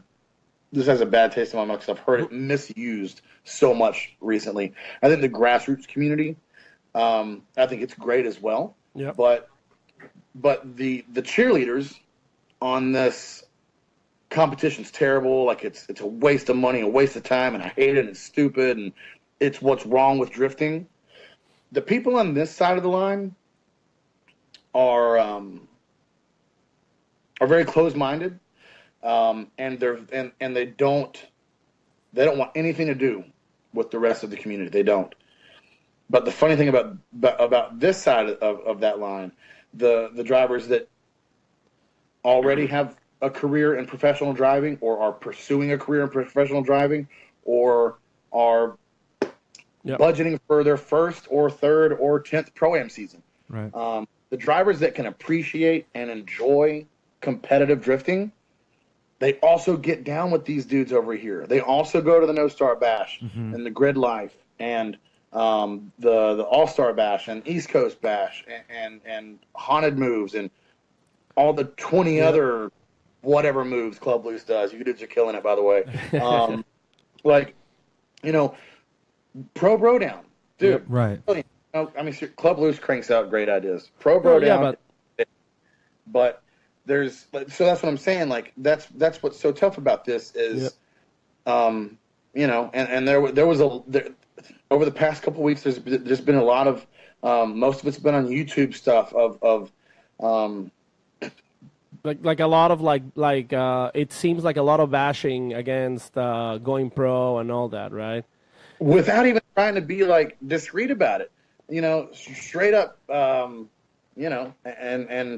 The video was taken down, but even Aaron Losey made a video that said, and I'm not trying to pick a scab, and maybe he took it down for this reason, but this is just an example. But I believe that the video was titled "What I Would Do to Fix Formula D." How to fix Formula Drift? Yeah, to fix Formula Drift. That is saying there's something wrong with Formula Drift. Yeah, that would be like me putting out media or content or having a webinar or having a driver's meeting even and saying, well, here's what I would do to fix Lone Star Drift. It's not my place. It's not my place. It's not my community. It's not my drivers. It's not my partners. It's not my structure. It's not my place. You got to stay in your lane. You got to know your role. Once everybody gets back to that is the moment that we all, as a community, start moving forward and progressing together again. But right now, it's just we're all over the place. And it's generally divided up into two categories. So, and I think that's a big issue. I think it's a big issue, and it's caused a lot of, for lack of better words, drama. But vision, again, we're kind of a community divided right now. Yeah, I think one of the issues is when the spread of opinions instead of facts. When things become, like everybody's entitled to their opinion. That's perfectly fine. That's totally cool, But I think there's people who are in certain positions whose certain positions of influence or positions of power where their opinion it's extremely it influences the people that not necessarily who are uninformed, but it influences others' opinions. And I mean, I've been a victim of that. I've heard people that I admire say something. Yeah, we're all subject to that, and it's not like we're all like, oh, I've done it too. Don't feel bad about it. That's just you're that's a result of good marketing, or brand placement. Like, there's nothing wrong with being influenced or affected by media that you subject yourself to on the internet. However, it goes back to what I was saying earlier about just take a second to educate yourself, especially if you're the one putting the media out there. The quickest way to kind of reveal your identity or reveal which side you're playing for is to blast opinions that are far from factual, and to try to disguise them as facts. Yeah. It's aggravating and frustrating, and honestly, as someone who and I think a lot of people may argue this because of I kind of have a stubborn personality, and I'm very I'm very vocal in person, Yeah. but online, I've tried to kind of dial it back and just let the internet run away with itself. Yeah. But But these are things that need to be talked about. And I want to take this opportunity to literally say, like, I mean, when we talk about things that we don't agree with, or we are like going back and forth with opinions and all this stuff, we're not trying. Yeah, we're not I trying. was a big Taco fan until he said hard shell tacos. Who likes hard shell tacos? Yeah. Like, let's be real here for a second, guys. Like, not even real Mexican street tacos are hard shell. Just double up on the corn tortilla and roll with it, dude. Nobody likes hard shell tacos. At least a double decker. Like, wrap it in some beans and a soft shell. Like, nobody, no.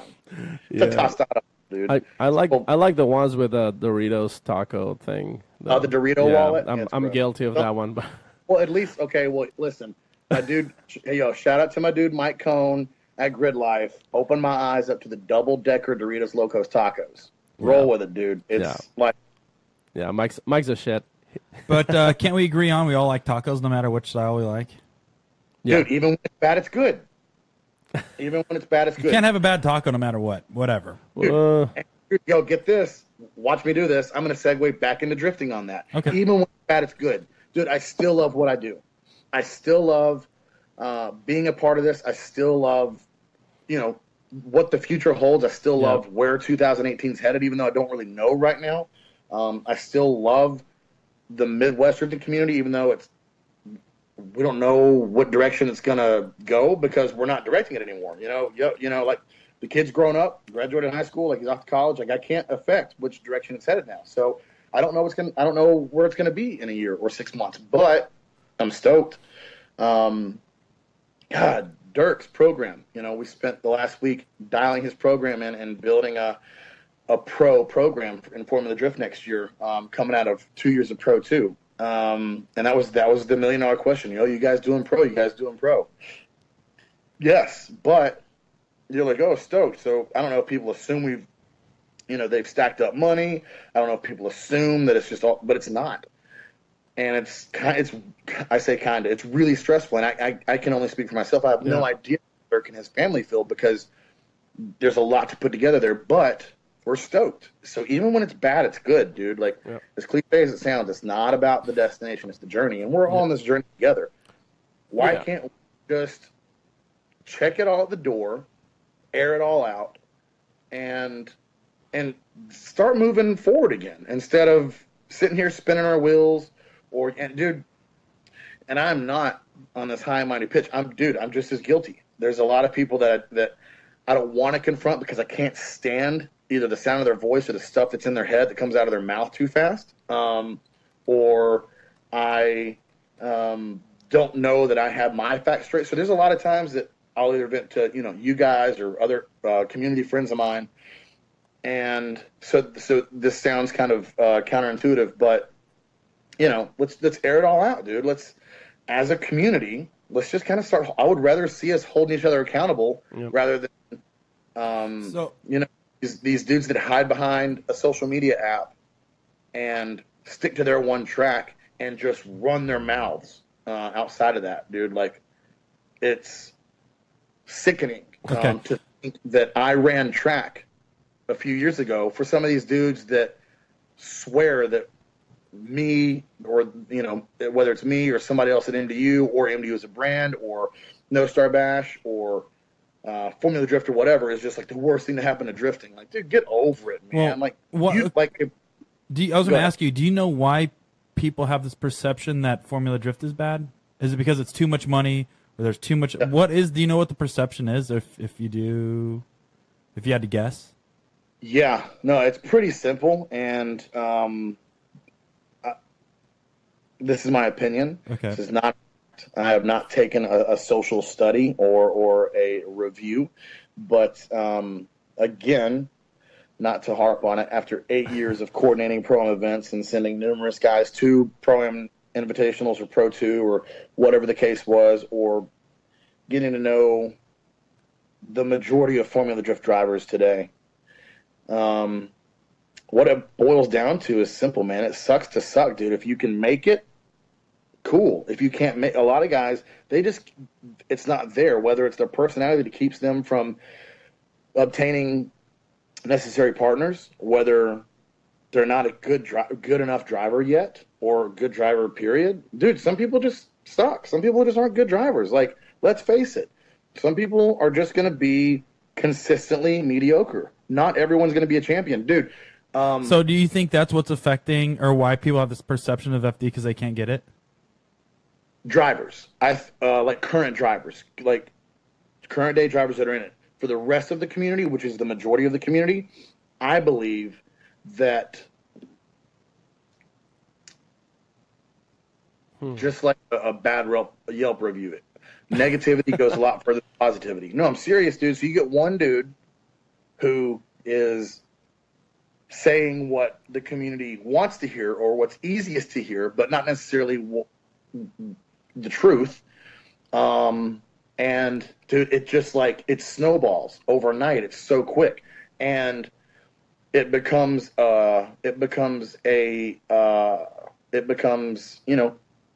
quantity over quality. It's not that they're following something factual. It's not they're following something proven. It's just there's just enough of them that's what takes over. So this whole like make formula, okay, this is my interpretation of some stuff that I've seen on MaxCast discussion board, YouTube, some SEMA stuff. It was stuff that surfaced last week. And it's the from what I can see, because I can't watch it for more than 5 minutes. It's painful to me. I think it was Sam that posted. It was cringeworthy, and I think that's a very appropriate term. But it was, dude. It's make the idea of making Formula Drift or a similar professional series more grassroots. That dude, I straight Control Alt Delete. Like I physically had to it's a hard reset, yeah. Dude, like that was. Just doesn't make any sense. I was like, wait, what? Because here's the thing, is that if you like, okay, dude, if you just love grassroots drifting, if you just hate anything over 250 horsepower and you love budget built cars, which is cool, dude, that's sick. It's the easiest level of drifting to get into. It's still around. Go. Get out there, go have at it. If that's what you're into, run, dude, run with it. It's there. Right. Why would you want what is not cool about 1,000 horsepower? As a car guy, somebody tell me what's not cool about more tire smoking 1,000 horsepower, because it sounds cooler, it feels cool, you can feel it in the ground, like it just the parts are cooler, like it's legitimate race car parts. Yeah. I think it's like in NHRA, like when drag racing started, I don't know, 50, 60 years ago in the streets, people had just their stock cars and they started putting more horsepower and all that stuff, It eventually became a professional thing, and people started, somebody opened a drag strip, and then people started like adding, more horsepower and methanol and this and that, and they started making the sport like, look what drag racing is out, 10,000 horsepower cars, Corey. Yeah, it's like 12. 12,000 nitromethane, funny cars. But here's the thing about it, is that if you can't afford, $1 million program, and you can't do it for a living, and you don't have a team that's going to tear down and rebuild your motor in between runs, but you still want to drag race, go to the local 8th mile on a Friday or Saturday night or Thursday night or whatever night it is. Or quarter mile. Run what you brung, dude. Yeah. Take the car seats out of the minivan, put some octane booster in your Mustang. Like, do whatever you want to do, because you can still do it. You can still go do it. That's what level you want to do it, and if it bothers you that you can't do it, if you want to drive so bad, go get it, dude. It's just like anything else in life. If you want it, work for it. Nobody's gonna say, "Here you go, dude." That's the point I was just going to get at, is even if you do have run what you brung minivan, there's nothing stopping you from going to pursue the top dog. And there's NHRA nothing top. wrong with You could pursuit. still. It may be harder. It will be harder. I can tell you right now. You Yeah, go ahead. So this is a statement from one of our Facebook comments. Tyler Zombeck says, so FD isn't accessible because people are bad drivers, not because it's not affordable for the average Joe Blow. Say that again. I'm sorry, I got caught up in who was actually making that comment. Okay, that was Tyler Zombeck. So FD isn't accessible because people are bad drivers. It's not because it's not affordable to the average Joe Blow.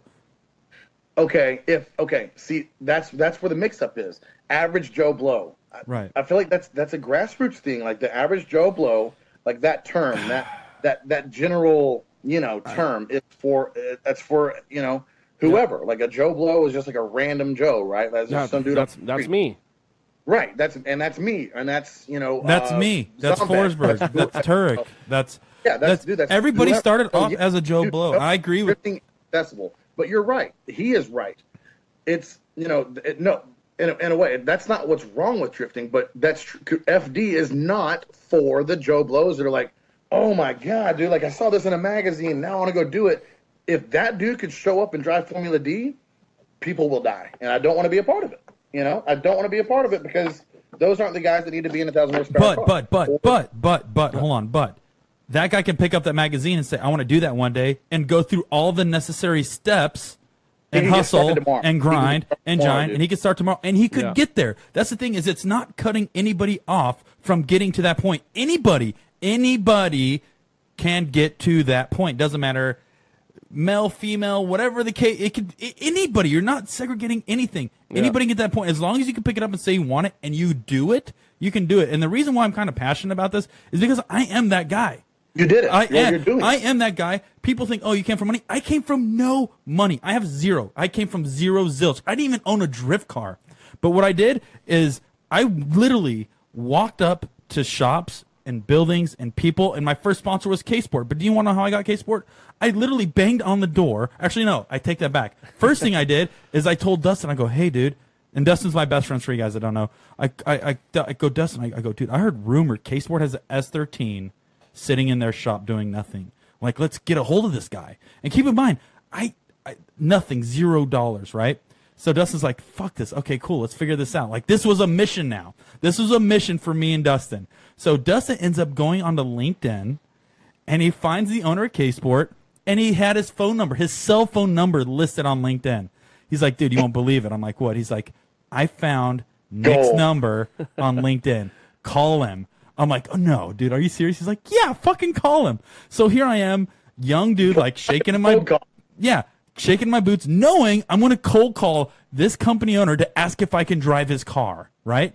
So here I go. I'm amping myself up. I'm like, oh, dude, I'm going to call this guy. I'm going to ask him. Talk about my Lord and Savior Jesus Christ. Dude, that's what you were. Yeah, dude, I am going to call this guy right now. So I'm literally sitting in my bedroom. I text us, and I'm like, dude, I'm going to call him right now. He's like, fucking dude, don't be a pussy. So I pick up the phone. This is Nick. Nick, hey Nick, what's going on? Hey dude, this is Corey Hosford. Hey, sorry to catch you off guard. I had a quick question for you. And he's just like, okay, what's up? He's like, dude, I heard you had an S13 sitting around. I don't know if you're drifting with it or anything, or what's your plans. He's like, yeah, we're kind of going through that car right now. It's not really doing anything. Well, I'm like, well, hey, if you need somebody to drive it, let me know. He's like, all right, cool, yeah, we'll let you know. And like, I'm like, well, how about this? I'm like, dude, let me check it out. I'd love to come to the shop and just look at it. He's like, okay, cool, man. We'll talk to you later. Hung up on me. And I called Dustin back. He's like, well, how'd it go? And I'm like, well, he talked to me for about 4 minutes. Like, isn't that a success in some degree? And so anyways, next day comes around. I'm like, fuck it. I'm going to call this dude again. I pick up the phone. I call him like, hey, Nick, I have your address. I want to come by and check it out. Are you cool if I just swing by and get a tour of the shop and just, let's chat face to face? And he's like, dude, I got like 5 minutes. If you want to come during lunch, like seriously, I'll take you all back and show you. Let's have a chat about this. So I show up there. Never met this guy in my entire life. He takes me back and I look at the car. I'm like, dude, why do you have this thing just sitting here? It's beautiful. Like, this is something really cool. And he's like, we're just in a position. I had it as a show car. I just we don't know what to do with it. I'm like, well, dude, like, let's go test it. Like, seriously, like, let's go prove myself. Let's go test this thing. So what I ended up doing is working a deal with a local racetrack out here to let me use the track for an hour to test the car. Like, I called the racetrack and asked them if I can, do a shakedown and we'll create media. And like, I had a pitch to sell the racetrack, and I fucking did it. I fucking got Nick to take the race car to the racetrack and let some stranger drive it because I sold him on an idea, right? So anyways, I drive the car for about an hour. I had to buy the tires. I bought 2 sets of Dunlops, which were like $60 a tire. I remember that because they were on 17-inch wheels. It was the S13.5. So anyways, I drove the car. Had the FN01Rs on it? I think so. I can't remember. But anyways, we shake hands, we laugh, and like I slid around in a little short parking lot. A week later, I fucking get a call from him to drive my first competition at XDC. That was my first meeting. He goes, "Hey man, let's do something with this. Let's just see where it goes." But what it took was persistent calling, knocking on doors, and this is a guy coming from nothing. Yeah, and I think it's worth adding to this, Corey. Obviously, this is not going to be the standard because not everybody's looking for a driver for their team, but it definitely, like, the persistence, the commitment into doing things. It's what's been. It was the not being scared of putting in the effort. Yeah, because I've been, dude. I can't tell you how many times I've been told no. Very clear that it wasn't a process of, I gotta talk shit about this dude and get people to stop doing this and preach this and make people realize that this sucks. It has nothing to do with that. It was about you. It was, dude, fight or flight, dude. You were going to do it or you were out. It was 100%. You knew what you were after, and it was about you. Your program was about progression and consistently pursuing it. Yeah. And I think that is one of the rarest qualities, and this doesn't mean just like second up to you as a driver. Like, that was a really cool, like, super poetic story. But like, I think that it's a really rare characteristic and trait amongst drivers. But the drivers that do have that, it might as well be written on your face, man. Here's a very interesting story too. Well, let's talk You're about. still stoked about it. Like, well, let's. Dude, because the thing is, I just got fired up about it because it's like anybody can do it on any level. The thing is when you get involved with the company and it's like, all right, well, hey, what's the next step? Where do we go from here? Yeah. You have the steps to proceed through. You can go grassroots and run grassroots forever if that's where that company wants to be involved with. Or they look at the bigger picture and they look at Nick's like, dude, I know.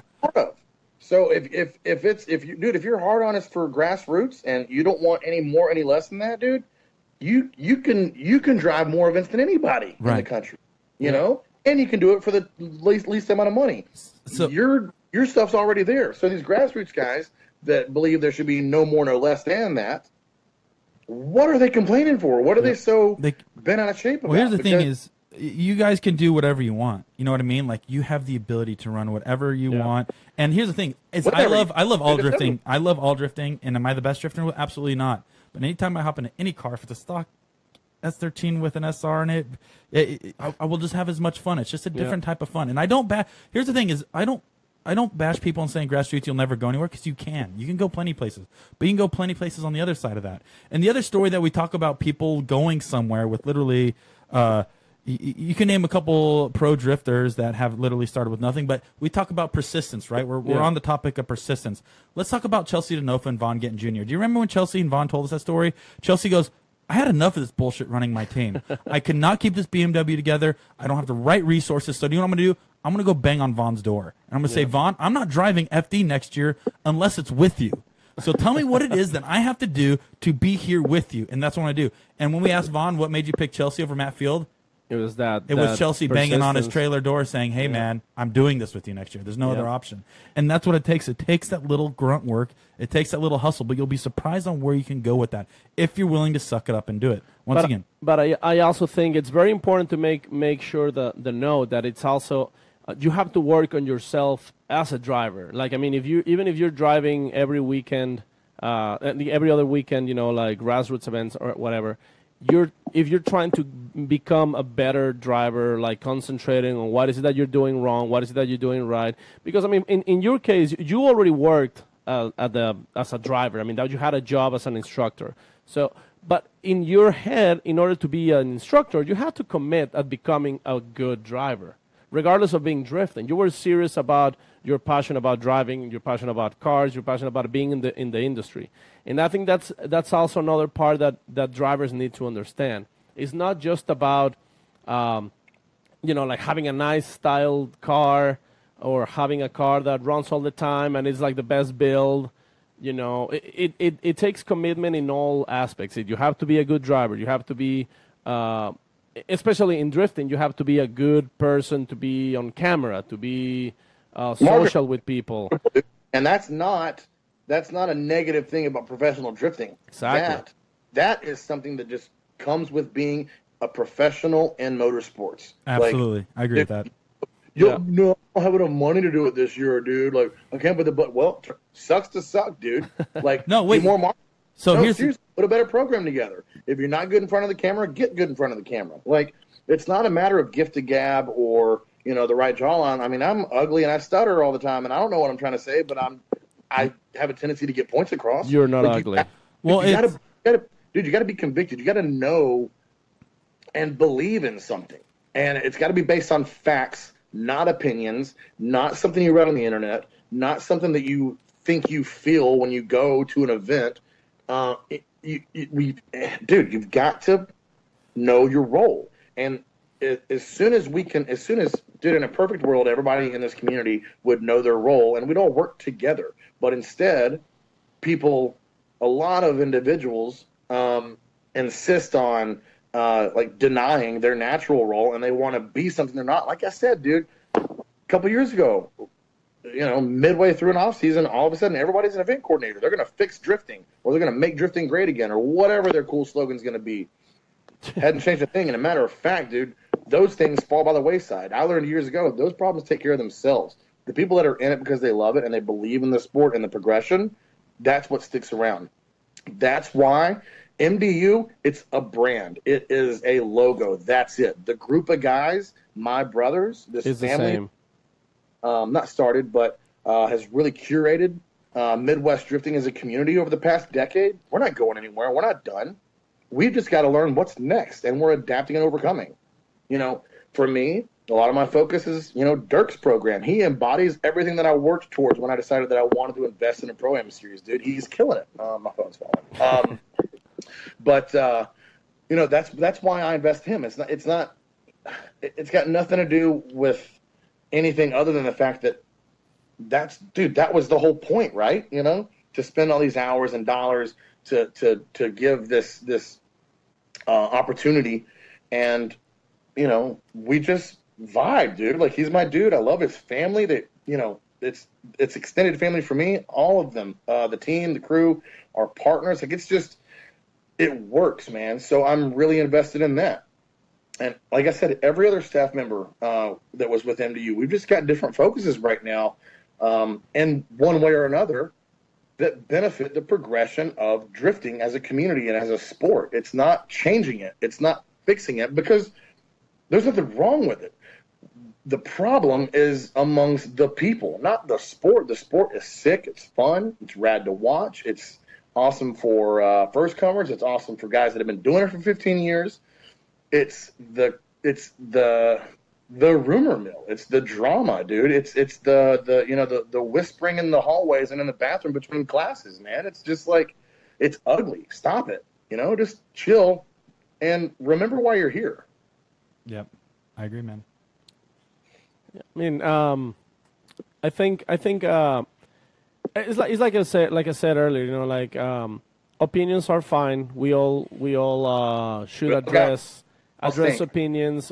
I think it's very important to have conversations. I remember a lot of the comments on this whole scenario from people who are in charge. They were saying, like, I wish this video was a two-way conversation instead of just one person talking about what needs to be done. Because I think on every level, not just in drifting, everything is better, and you get more results when you have a conversation where we share opinions, and even at the end of a discussion or argument, we might not agree 100% on everything.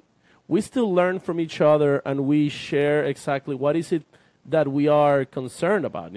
At the end of the day, we all make good points, and we all have something to like a personal experience that the other person doesn't have.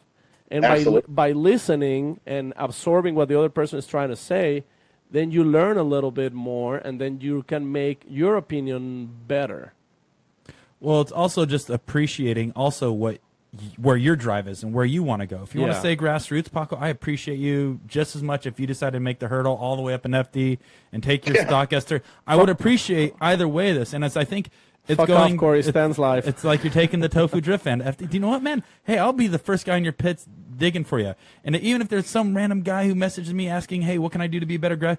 All of us are more open to communicate and give feedback no matter which direction you go. As soon as you make one thing more obtainable or less attainable than the other, or say one thing is easier, one thing's better, one thing's hard, that's when you start creating divides. But at the end of the day, I think purely just having a conversation with one another, we share the same topics, we share the same passion of why we do this. It's like, why are we limiting ourselves and saying one thing is worse and one thing is better? Because at the end of the day, it's really the same thing. It's just on different levels. It doesn't matter. Yeah. And I think at the end of the day, it's one thing, it doesn't stop the other. It doesn't matter how professional drifting gets. It will, like, grassroots is not going anywhere. On the contrary, the more professional drifting is, the more grassroots events we should see popping all over the place. And look what Super D and Final Bout. And these guys, I mean, they're killing it. These events are getting better and better, and I'm super pumped for that. And now look at these guys; they're doing Super Ds in Japan now. That's super badass, and I don't think they would have been allowed to do this at this level, at this scale, if it wasn't because professional drifting is becoming so recognized all over the place. Japan, like, that's, dude, Formula D going to the land of D1 and doing better. You know, it kind of opened. I don't know any Japanese drivers. I don't know if this is true, but I can't help but think and look at it this way. Like, yo, what North America or just other countries and communities are doing kind of opened the Japanese eyes to the progression of drifting. And we, or not we, like I had anything to do with it, but other organizers or drivers or groups took different styles of drifting over to Japan, and they were like, damn, dude, like, this is kind of sick, dude. What was it, that last round of FD Japan, whatever video that is floating around of that S15 that's like sitting 3 feet off the ground? Like, it's just funny. It's just funny, like, oh, well, you know, if you raise it up, the cars work different or whatever. And just seeing Japanese, like the Style Kings, you know, resort to different setups or settings on their car that resemble and, you know, an American drift car, or seeing, you know, because we all get stoked when we see like a Japanese, when Yokoi drove, I said yo 3 times, when Yokoi drove FD in his S15, or when Daigo came over here, like, man, that broke the internet, because we get stoked on that. Dude, 100%.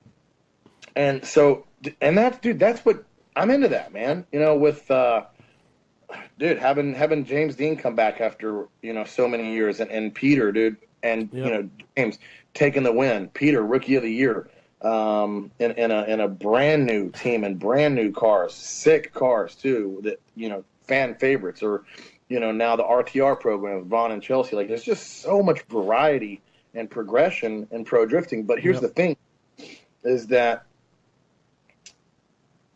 what I don't understand is why these ambassadors of grassroots are so aggressive and persistent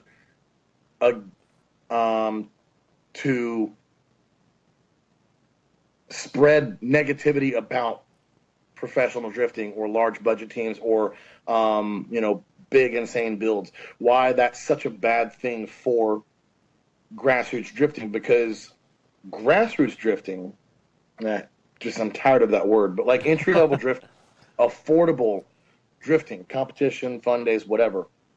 Dude, it's almost like it's protected. It's like a protected member of, like, the mob, dude. It's not going anywhere. Nobody's gonna kill it off. Like, you can't. It's around. It's rooted, dude. It's not going anywhere. Let's have a discussion here real quick from Instagram or from a Facebook question. Point though. So what I'm saying is grassroots. It's not going anywhere. But no, it's not. Pro, like, competition drifting. I mean, look at MDU. Look at other stuff in the past, dude. Like, if it's not nourished, if there's no demand for it. Whether it it's can go away. whether it's from some bullshit that was spread on the internet or whatever, like it goes away. And I mean, FD struggled to fill 32 car field last year. Like it's unfortunate. It sucks, man. It sucks for everybody, dude. And why? Because a lot of the potential funding that could come from relevant companies within the industry, not community, industry, a lot of these outlets, a lot of these marketing teams take one chance, give drifting one chance to go to around an event, whether it's a local grassroots day or a pro-am day, or if it's a local FD event. And they get wind of, this dude sucks, or this, like they hear the negative stuff. It's hard to cover it up anymore, dude. Like, it's embarrassing. I think the negativity that is saturated our community over the past couple of years is our greatest. It's our own worst enemy, dude. Like, we are, as a community, our own worst enemy right now, because all we want to do is talk shit, and it's preventing a lot of investors or brands from getting on board, and it's hindering a lot of us from progressing. Mm-hmm. Point blank. Yeah. So having a quick discussion through a Facebook message. This is from Jelani Winston, and this is okay. That Midwest homie. What up, okay. Jelani? That's Garrett Denton's spotter. He was actually in one of the YouTube videos that surfaced last week. Nice. Okay, this is his statement / question. That's more of a statement. My only complaint, or for better words, concern in tiers of pro drifting from Pro 1, Pro 2, and Pro-Am are too close together. I love comp drifting and the setup and chassis prep that goes into it, but for entry-level grassroots drifters that want to make the leap to Pro-Am, that gap is large at the moment. Like Nick said, the guy making the leap has to take a season off, prepare a program to run a Pro-Am, and that's where it's easy for a person to lose interest, and you end up with this lull in driver count. All right, I agree to disagree respectfully, in the sense that you don't have to take a year off. And you can ask any driver that's ever been awarded a Pro 2 license through MDU that have come to me for advice. And if it's your first season and if you just received your Pro 2 license for the first time and you come to me and say, yo, what's next? Guarantee they'll tell you what I told them. That's do it again. Go to Pro. Do another year of Pro-Am. Don't take a year off. Fine tune it. I think that's a little bit of a misconception with the whole taking a year off. I think some people don't necessarily mean not drifting Pro-Am again, but like just waiting another year to go pro. But in the meanwhile, like this year off, they can either like do 1 or 2 rounds of Pro-Am and also do some other like party drifting. So if that's what Jelani meant by saying take a year off, like do Pro-Am again, dude, I don't see, to an extent, any problem with that, and I see nothing but benefit if it's second year. Like if honestly, because Jelani does work with Garrett Denton, who finished top 3 in Midwest Drifting this year. If Garrett asked me, I say go do another year of Pro-Am. I mean, I love to see him Pro 2. He kills it. I'm sure he's going to do fine. But you really want to break necks? Man, do another year of Pro-Am, dial it in, moonwalk onto the top of the box every round, and then go to Pro 2. So so hold on. Let me. I want to jump in this rant just real quick. Yeah. Okay. Yeah. So here's the thing. If I were to do it all over again, because I did 1 year of drifting. I did 1 year in Pro-Am, and then I did my next year right into Pro 1. Like I was a rookie drifter. Rookie. My first year of Southwest Vegas Drift, and I jumped right into Pro 1. If I were to do this all again, we have information about drifting at our fingertips, right? We can figure out what rounds are being run in FD. I could talk to some of the drivers. You can message these drivers on Facebook and Instagram asking them, some questions like, hey man, like, do you have any suggestions for new guys getting into drifting, or what does it take to get there? Like, the information to make that jump is there. So for example, if I didn't have the budgeting or if I didn't have the resources to make that jump, what that tells me is I need to spend another year in Pro-Am and develop my program to be ready to make that jump when I could get all my resources together. If I know I don't have the budget or funding to make that jump, well, guess what? Okay, what I'm going to do is I'm going to clean up my Pro-Am program. What I'm going to do is I'm going to find a way to streamline things. I'm going to maybe redesign the car. I'm going to reach out to a few other sponsors. I'm going to try to do something so I can say to these companies, hey, do you know what, guys? We're going to do another year of Pro-Am. But what I want to do with you is I want to grow with you guys. So let's get you in my program now at the Pro-Am level, and then we can grow and have this this shot at Pro 2 in a year or two. But do you know what? Let's get a few seasons.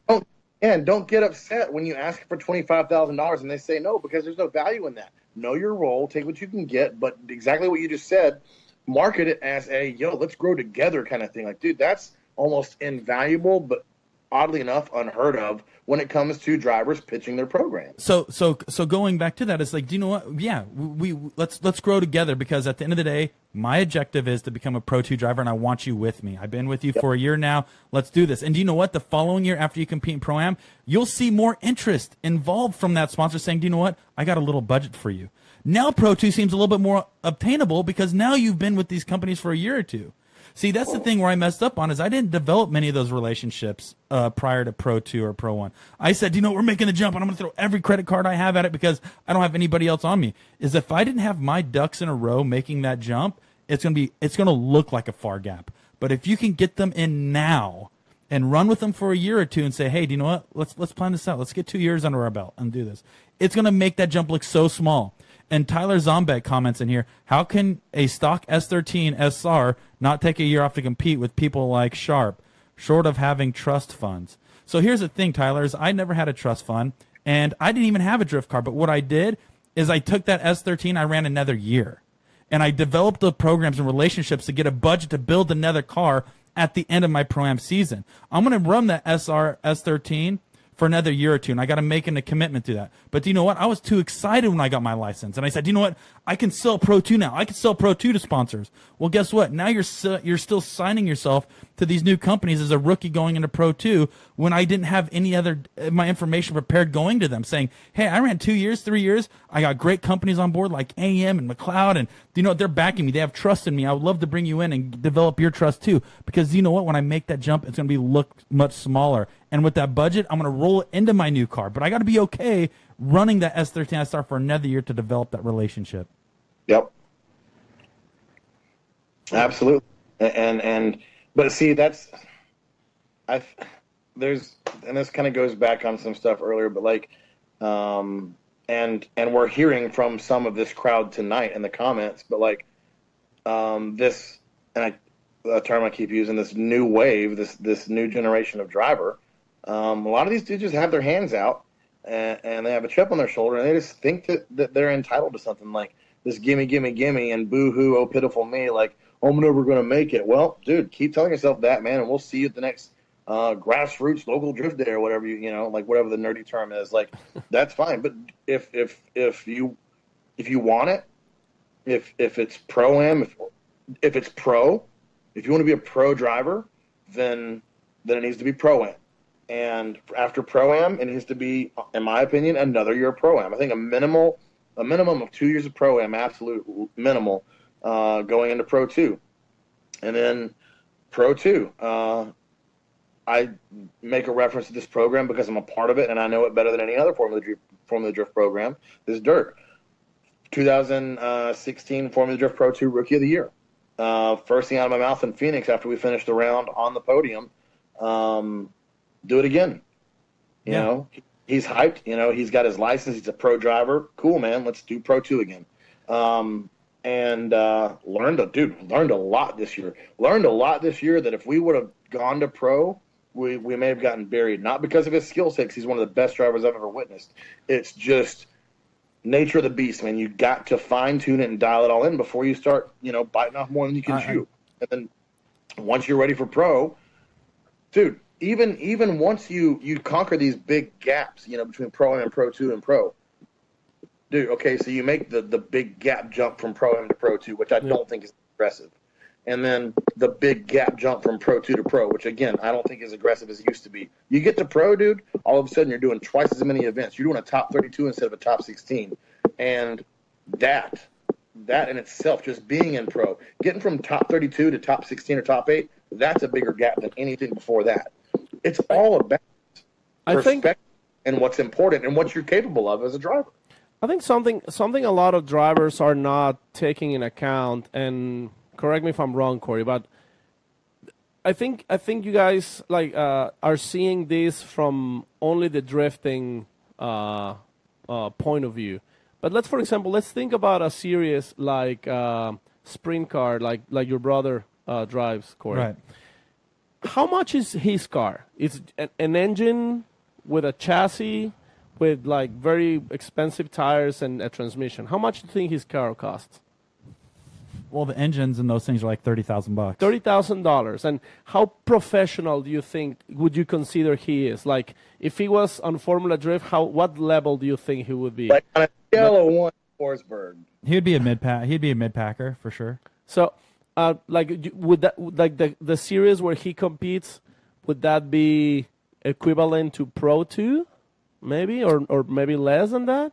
That's I would say because he only races in Arizona and around this area, right? Well, he's ran both. He's ran the USAC National Series and like the USAC Regional, so he has done both. So so he's on a series that is not extremely popular, right? You know that it's a very particular kind of fan who watches sprint car racing. Right. That's a sprint car, right? Yeah.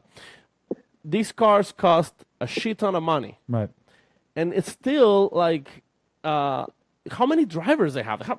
Hundreds of drivers, right?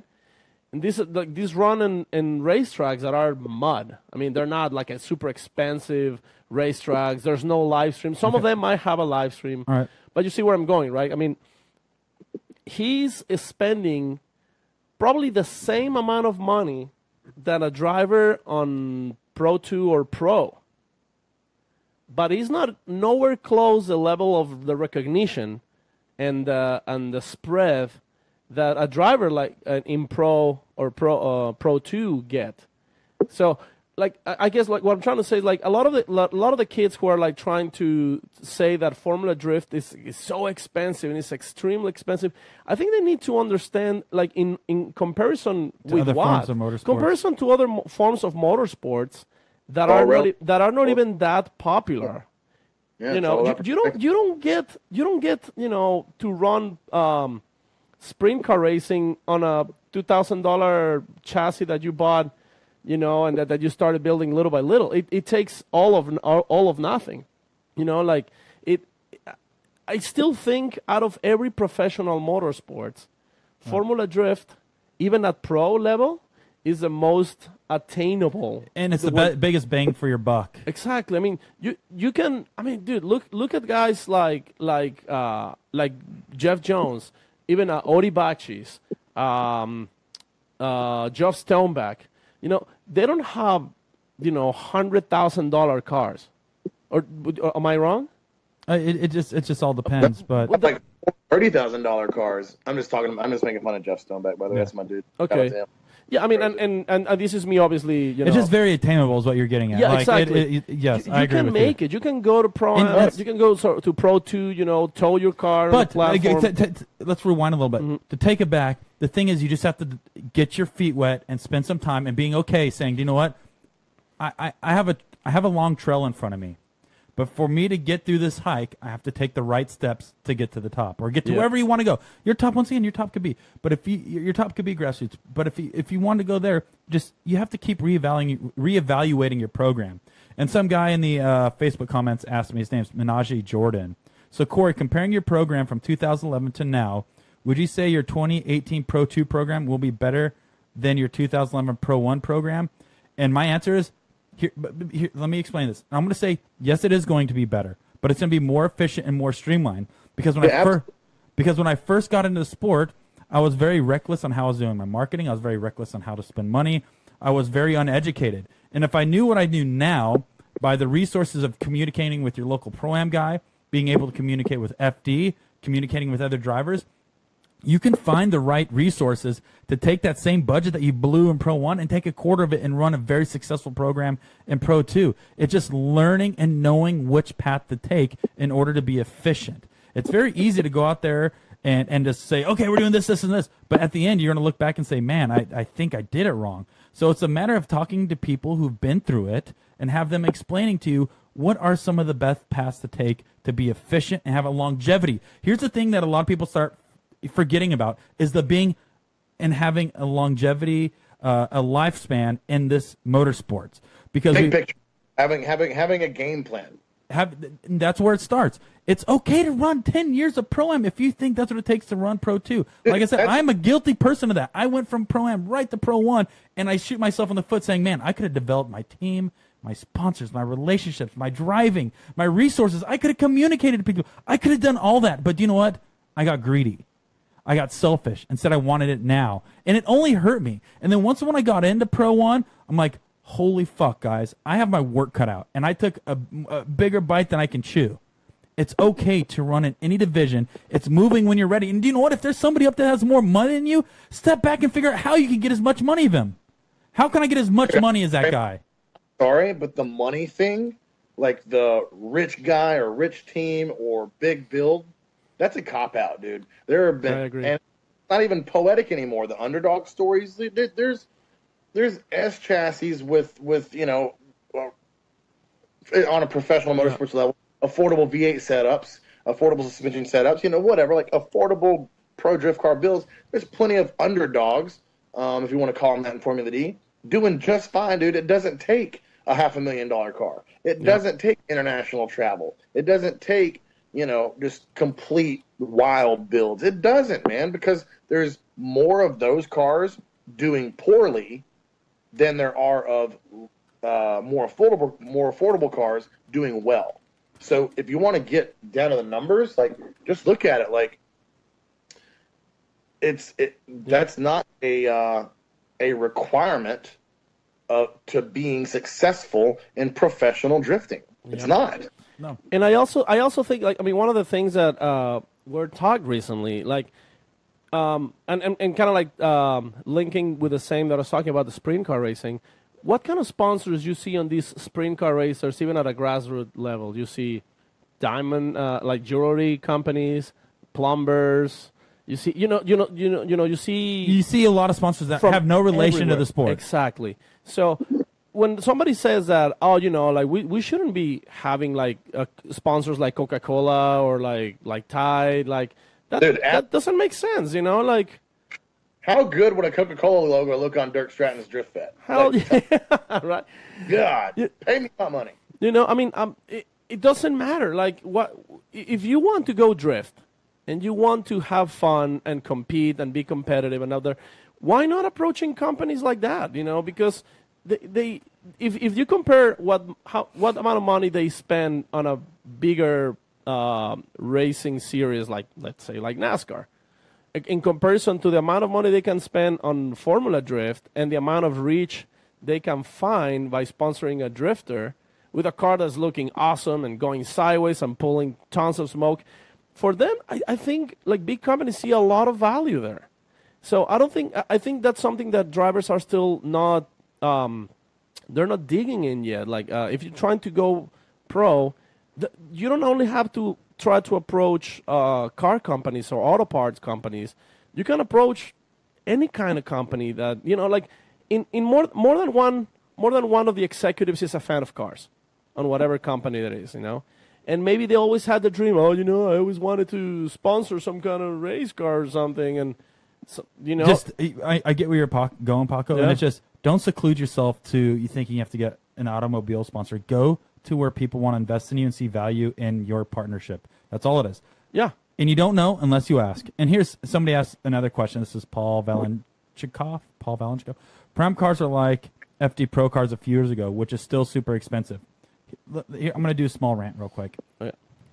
If I were to do this all over again, let's say I've never stepped foot into a drift car before or anything like that, what I would do is I would get an S13 with an SR in it, right? I would just get a car, and what I would try to do is I would try to make some sort of content with it. Let's say I'm not even a pro drifter. I'm not even a grassroots drifter. I'm just somebody that wants to trace this dream of being a self-sustained, a funded drift team, if it's on a grassroots level or a Formula Drift level. I just want to have somebody else support me in my drifting career, wherever direction I go, if it's Pro-Am, grassroots, or if it's FD. What I would do is I'd try to come up with a marketing campaign in my head. Okay, what's my marketing campaign? I want to make some video content. Okay, so what I'm going to do is I'm going to try to pump out some great videos. I'm going to get my friend to view it on the cell phone, and I'm going to upload it. on YouTube or something. I'm trying to find some shareable content. I'm going to talk to some events around here. Hey, do you guys need like a drift demo, drift exhibition? I know a lot of the drag races out here will actually bring drifters in to do demos and exhibitions at their track during a halftime show. Like, I'll reach out to them and say, hey, man, do you guys need somebody to slide around, make some smoke, and show off drifting or whatever it is? And what I would do is then now I created a small media package.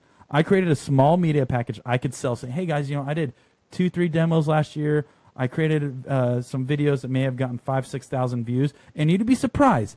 There will be people that will find value in that. But what I could do is then use that to start growing from the ground up. I'm not going to get $1 million right away. I'm not going to get $200,000 right away. I'm going to get enough to make the next step. And as long as you keep making those little steps, you'll be surprised where that can take you. But don't think you need that big thing and that it's impossible to build a drift car if you don't make that initial step in coming up with some sort of small program to get somebody interested in it. Because if you're just a kid saying, I want to go drifting, give me money, you're not going to get it. You have to create something of value where people will put $1 in and expect $2 back out of it in some way.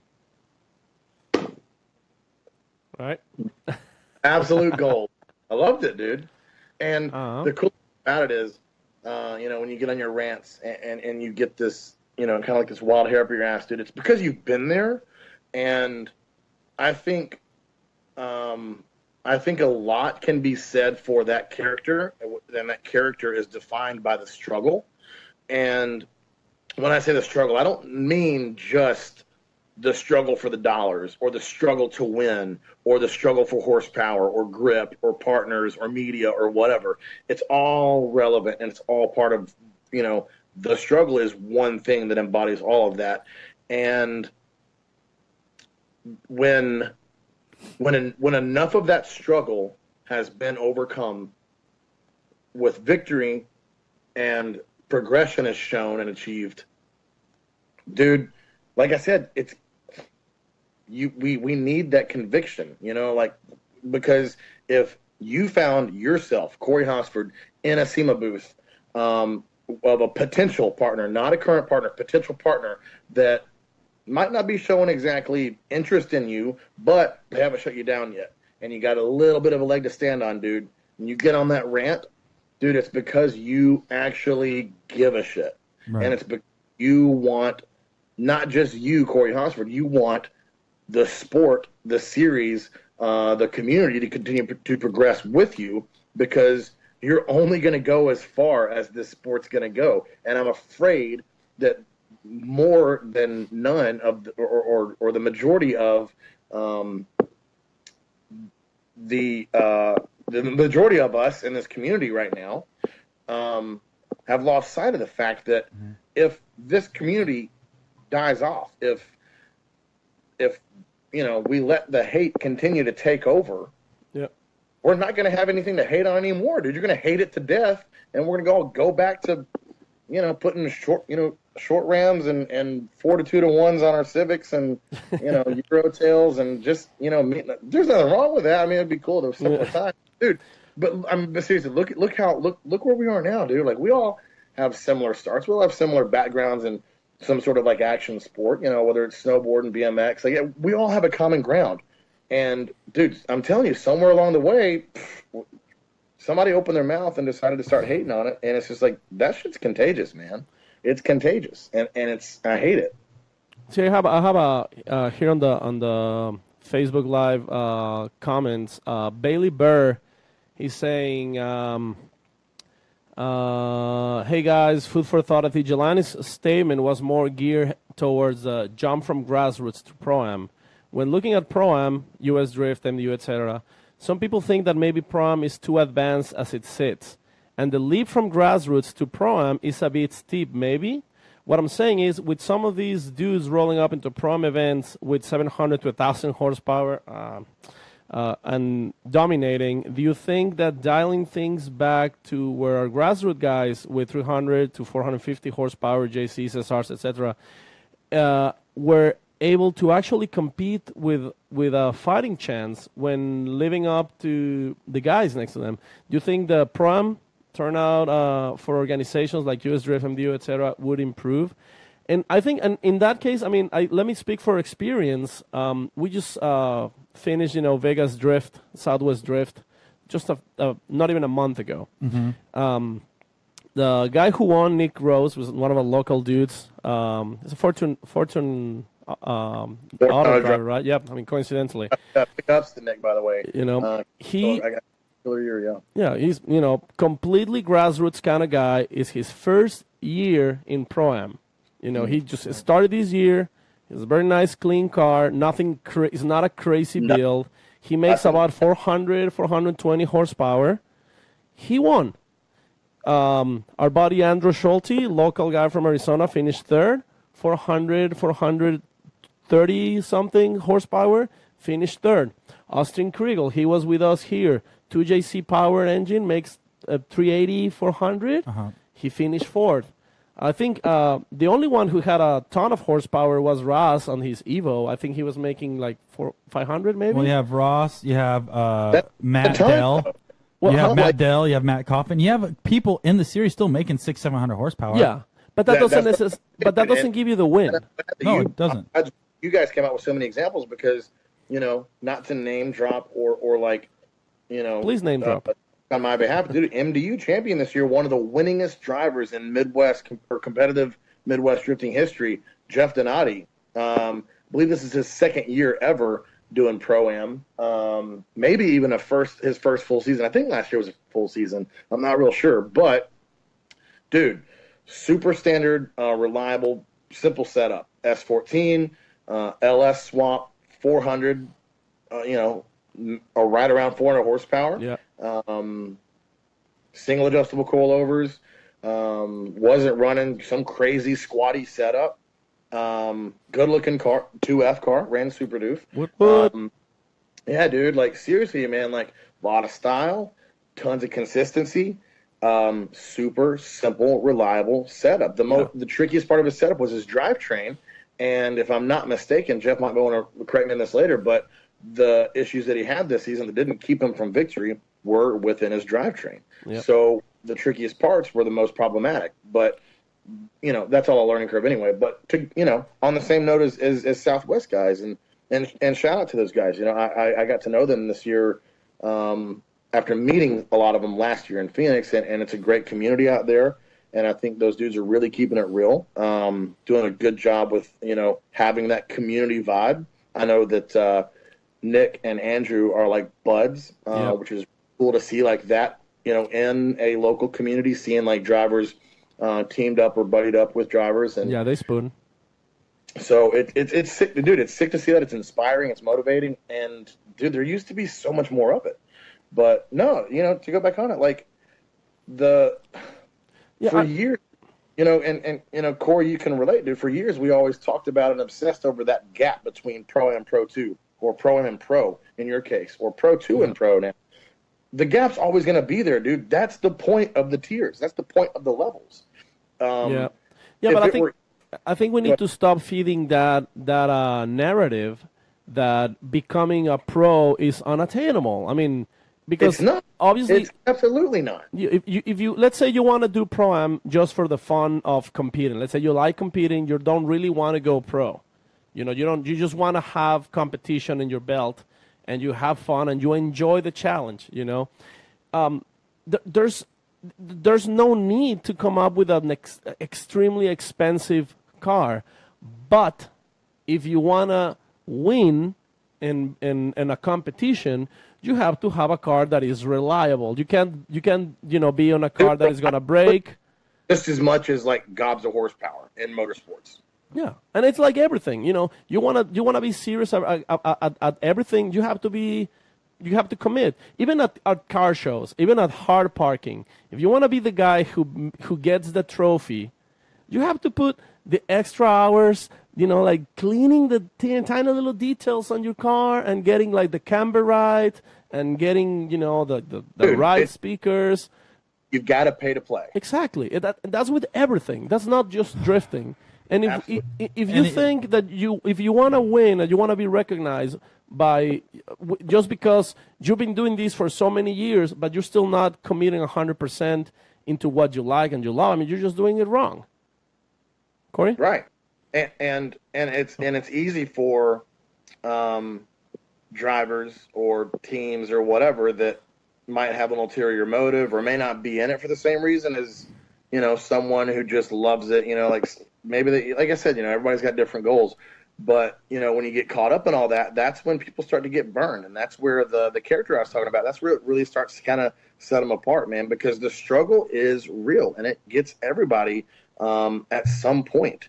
Some people come out swinging and have a killer 2-3 years in a row of just like, boom, moving on to the next one, boom, moving on to the next one, yada, yada. But, and I reference this a lot, and I don't say this in a hateful manner because I love the dude and I consider him a buddy, but Vaughn, I remember one year, and it was right around he had either just the season before gotten his championship in FD, or it was right around then. But I remember there was a round of Long Beach that he didn't even qualify. You got to take the bad with the good, dude. Once you get into pro, or once you get a big sponsor or a full ride or whatever the case, dude, it's not all, hearts and rainbows from there, dude. You got to work harder at the, so for grassroots dudes or, these YouTube vloggers that's their end game or whatever the case may be, to sit there and point fingers at pro guys that might not even have made it at this point and to say like, must be nice, dude, take a step back, man, reevaluate where you're at. That's so disrespectful, in my opinion. Look at, for example, like talking about the jump from from Pro-Am to Pro 2. Look at, for example, at Dylan Hughes. Like when you're talking about the car, just the build, he literally took his car from Pro 2, from Pro-Am and went on Pro 2 at Seattle. And finished second. That's And a 440 horsepower LS3. He gave every driver a run for their money and finished second. And you know why? Because he's got a reliable car. It's not crazy build. Every other people's gonna say, "Oh well, but he's like Forsberg's." Like, no. Forsberg and he used to work at this big shop and must be nice. No. Like, that's a very simple car. Yeah, he works hard. He works his ass off. But he also, when he goes and drives, he pays attention to his spotter. He pays attention to the people who's been in the sport, like the advice that they give him. He puts that in work. They tell them, keep your car simple. He kept his car simple. And look what you can do on Pro 2 at Seattle. I mean, like that, running that bank is no fucking joke. Hold on. Let's stop right here because we're getting quite a bit of messages about George's comment in Facebook. Let's talk about this. We need a balance. This is from George Marsanovich, a good friend of ours out here in Arizona. What's up, Lumberjack? George ran. Big fan of George Marsanovich. Yep, George ran Formula Drift in I think 2012. Still heavily involved in the community. This dude was like the OG out here in Arizona. And still is. Very respectable guy. Love George. He says. Real quick. Oh, by the way, his FC is in the Midwest now. Oh, no way. Yeah, he sold it. He just built an gnarly S13. This is okay. So this is what George says. So let's talk about this, and then we'll wrap up the show. We need to balance the message between it's attainable and it's realistic. There's no problem telling Pro-Am and Pro 2 dudes that it costs XXX to show up, and you're going up against YYY budget teams. The underdog story is the best one, but I don't agree with feeding kids into the fire without giving them the realistic view of what they're signing up for. Absolutely. But there's a flip side of that. There's no point in putting the fear of God in them and saying that you're never going to get there because it's impossible because everybody's rich and has 1,000 horsepower. Not true. Yeah, absolutely. There's sides to that sword, dude. There's a line. Corey? Go ahead, Paco. No, I think there's a line between being informed and knowing what you're going up against, and also line from that and from being disencouraged by, no, you can't do this. Like, don't even try because you're not going to make it. Or how are you going to keep up with Harry Berry? He's spending $800,000 a year, so you will never get that. But do you know what? I could find, and this is my opinion, and this is my thoughts, and this is from my experience, is I'll find his weak point and capitalize on his weak point. If I know Harry Berry's not great at media marketing, I'm going to sell the best media marketing program I can create with my buddies to get that extra budget to get to that point. There's other ways to sell it. Yes, you know what? Sure, every drifting is expensive in some degree depending on what you bring to the table. But at the end of the day, you got to be able to do some research on yourself. You got to be able to do research on who is making what and how they're making it, and either find a way to replicate that or find something that is different that can get you to that point. Because if everybody said, you know what, he's spending so much more, I don't think I ever want to get that. No, study what you can do to get to that point, because it's obtainable if 4 other people in the industry has already gotten that. And let me elaborate on what I believe you're trying to say with that point. Okay. And that point is not necessarily just winning Formula Drift. Right. Another like card that these like negative Nancy's keep pulling is like, dude, you could win every FD round and still not make your money back from what it took to run the season. Nope, that's 100% true. Like, I'm on your side, but that's not the end game. That's the problem in itself. FD is not, and I'm not discounting FD by any means. FD is top tier. Those are the best drivers in the world, no doubt about it. And FD is the best series in the world, no doubt about it, my opinion. However, FD is not the end game. You don't build your program up and get all your marketing and your team and your car together and just all 8 rounds and then call it a season. Nah, dude. I said this to a lot of up-and-coming drivers. There is, in my opinion, one common ground that every single FD champion has or has had. And it's not a platform, it's not a chassis, it's not a program, it's not a budget, it's not a motor, it's not a certain sponsor. It's how often they drive. Every champion drives all the time, year round. Hey, we talked. You mentioned this, and I want to try to roll off of that. You said you look at a champion, you can win Formula Drift over and over and over again, and that can be your only pitch. And you said it's like a cold piece of bologna between 2 pieces of white bread. When that guy's piece of bologna is winning the championship. But if you have somebody that has, you know, a marketing plan, a couple years of Pro-Am, couple years of grassroots, and you could give them the recipe analogy, please. Right. Yeah. So what you and I were talking about earlier, now people are like, hot dogs and bologna. What's this dude talking about? Tacos? Like, no. Yeah. Here's the thing. And maybe it's my size. I don't know. Food just came to mind. But it's like a legitimate perfectly executed meal.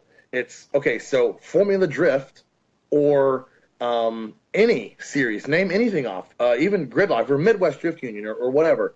No particular series is the final dish. That's not the end game. Formula D, Midwest Drift Union, Grid Life, LS Fest, Southwest Drift, grassroots local drift days, East Coast Bash, whatever. Those are the ingredients. And just like any, proposals, marketing, videos, media, partners, and your pursuit of your driving career, wherever it may be headed, dude, it's not just those things, but it's the process in which you do those things, just like cooking. So, you take these ingredients, right? All of these ingredients, and you put them together. And even once you got them all together, it's about how you layer them and then how long you let that curate. And what comes out, the final dish is your program. It's the individual as a driver. It's not winning 8 rounds of Formula Drift or being a Formula Drift champion. It's not having 1 million followers on Instagram. It's not, driving all the grid lives. It's not a feature on Speed Hunters. It's all of those things. And well, that's the thing is elaborating on that. If you're just selling a cold bologna sandwich, right, you're not going to get much money for it. But if you put together this program or this recipe and this delicious dish, you'll be blown away with the type of value you'll get in response. You can cook that on any level. It was like a world class dish. But on the flip side of that, you can take, like I said earlier, like a cold piece of bologna, 2 dry pieces of white bread, and put some mustard in between them, but put it all together weird and take a bite. It's going to be gross, dude. But if you take a step back, change some things around, and put it together correctly, it's a lot more pleasant with the same ingredients, you know? So it's all about execution. It's not just the end game. It's not so here's your debunking right now for whoever says, dude, it's not worth it to run FD because you never make your money back. Well, don't just run FD, dum-dum. Come like make a recipe, baby. Make some delicious. Make it delicious, dude.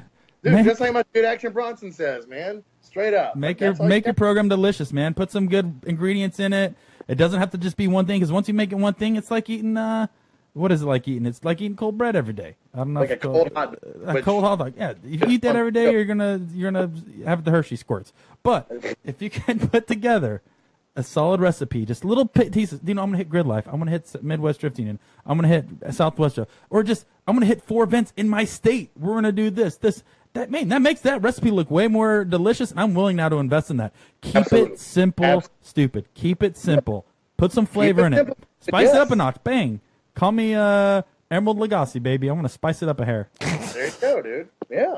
Hey, guys, I know we can keep talking all night. I seriously, really, I love this conversation. I really did. I think we answered most of the Instagram questions just through this 2.5 hours of talking. And I'm sure, once again, Nick is one of those guys that he will respond to every fucking message. He will help you in any which way. And if you have a question for Nick, like what type of hot dog or what type of spaghetti he likes with his pasta sauce, he will answer that. But guys, let's look at the bigger picture here. We're all in this because we love it. Let's communicate. Let's have fun. Let's put our resources together and grow together. Because you know what? As soon as we start drawing something online, we're not helping anybody. We're just spreading the group apart. Let's stay in this together. We need to keep this as a conversation. This is we need to talk about things. We need to all of us. We need to bring our opinions, but we also need to listen to everybody else's opinions, and keep it a conversation, not an argument. A conversation, exactly. We all learn from everybody. There's a lot of things that I disagree with Corey. There's a lot of things that I disagree with Nick Swann. There's a lot of things that I disagree. Oh yeah, buddy. But that doesn't stop us from being friends. That doesn't stop us from having a good time talking about these things. And we can get very, very passionate about these things and get off our chairs and get our voices loud. But that doesn't mean we are trying to shut you up, or we are trying to say, you're stupid, you know nothing. No, and we're not going to say, do you know what? One series of drifting is better than the other. Exactly. Because it's all the fucking same, people. We do this because we love it. And give me just a second to kind of get on my soapbox. Yeah, let's get a closing statement out of Nick. Well, and get on and speak on behalf of the rest of the community outside of Max Cast, like what you guys have done with Maximum Driftcast. You're creating that platform. It's not an argument. It is, and it's a discussion board. It's an awesome, like a live cast or live stream. Like, you keep it as a discussion, dude. Honestly, you guys as a brand and as a group have done a lot to keep us in check as a community, because you're giving us that outlet to discuss, and whether it's in the form of a comment on Facebook or Instagram Live, or having me on the show again, which is awesome. I love being a part of this. It's a great contribution to bringing the community back together to just be, not separate. Yep. Well, we appreciate that, Nick. No, we thank you, man. And we knew there was a void there. And once again, we were just all people that started off as people passionate about the sport, and we decided to pursue it. And you have Sam out there living his dreams, thinking he would never shoot for Vaughn and Turk and Forsberg. He's out there doing that. I had my dream of being a drift car driver, and I'm doing that. Paco's one of the largest body kit manufacturers in Formula Drift right now, and Paco bought another stupid Buick, so y'all are killing it. And but then once again, it goes back to having a passion, chasing for it. Take everything people say with a grain of salt. You're gonna have people who hate you. You're gonna have people who love you. But at the end of the day, do it because you love it, and do it because you want to do it. And stay in your lane, know your role, and just contribute to the growth. Yep. Well, thank you guys. Thank you all for tuning in. You can follow Nick Swann. What's your Instagram, Nick? _ Nick Swann _. Yeah, _ Nick Swann _ I've been trying to get just simple Nick Swann for years, but the dude, I don't know, he just never posts and he won't reply to my messages. So underscores it is. And we also have to thank our Patreons. You guys, thank you so much for contributing. You guys are the reason why this show continues to keep going every week. So Patreons, thank you guys. You can also check us out at Maximum Driftcast or at patreon.com/Maximum Driftcast. Once again, that's patreon.com/Maximum Driftcast. Thank you guys for all that contribute. Once again, AEM Intakes. You guys have been a huge supporter of us since day one, having the trust and faith. Once again, we were just a bunch of dumb kids wanting to start a podcast. Once again, this was a company we went to and communicated with. We shared a passion together, and they've been a part of us. McLeod Clutches and Files. Once again, this is people that we've reached out to, sent a proposal to them, discussed with them, and got them on board. Anybody can do this, guys. So don't be afraid to hear no. Just be persistent, and if you want it, go get it. Thank you, guys. We'll see you guys next week. Have a good night, everybody, and thanks for tuning in.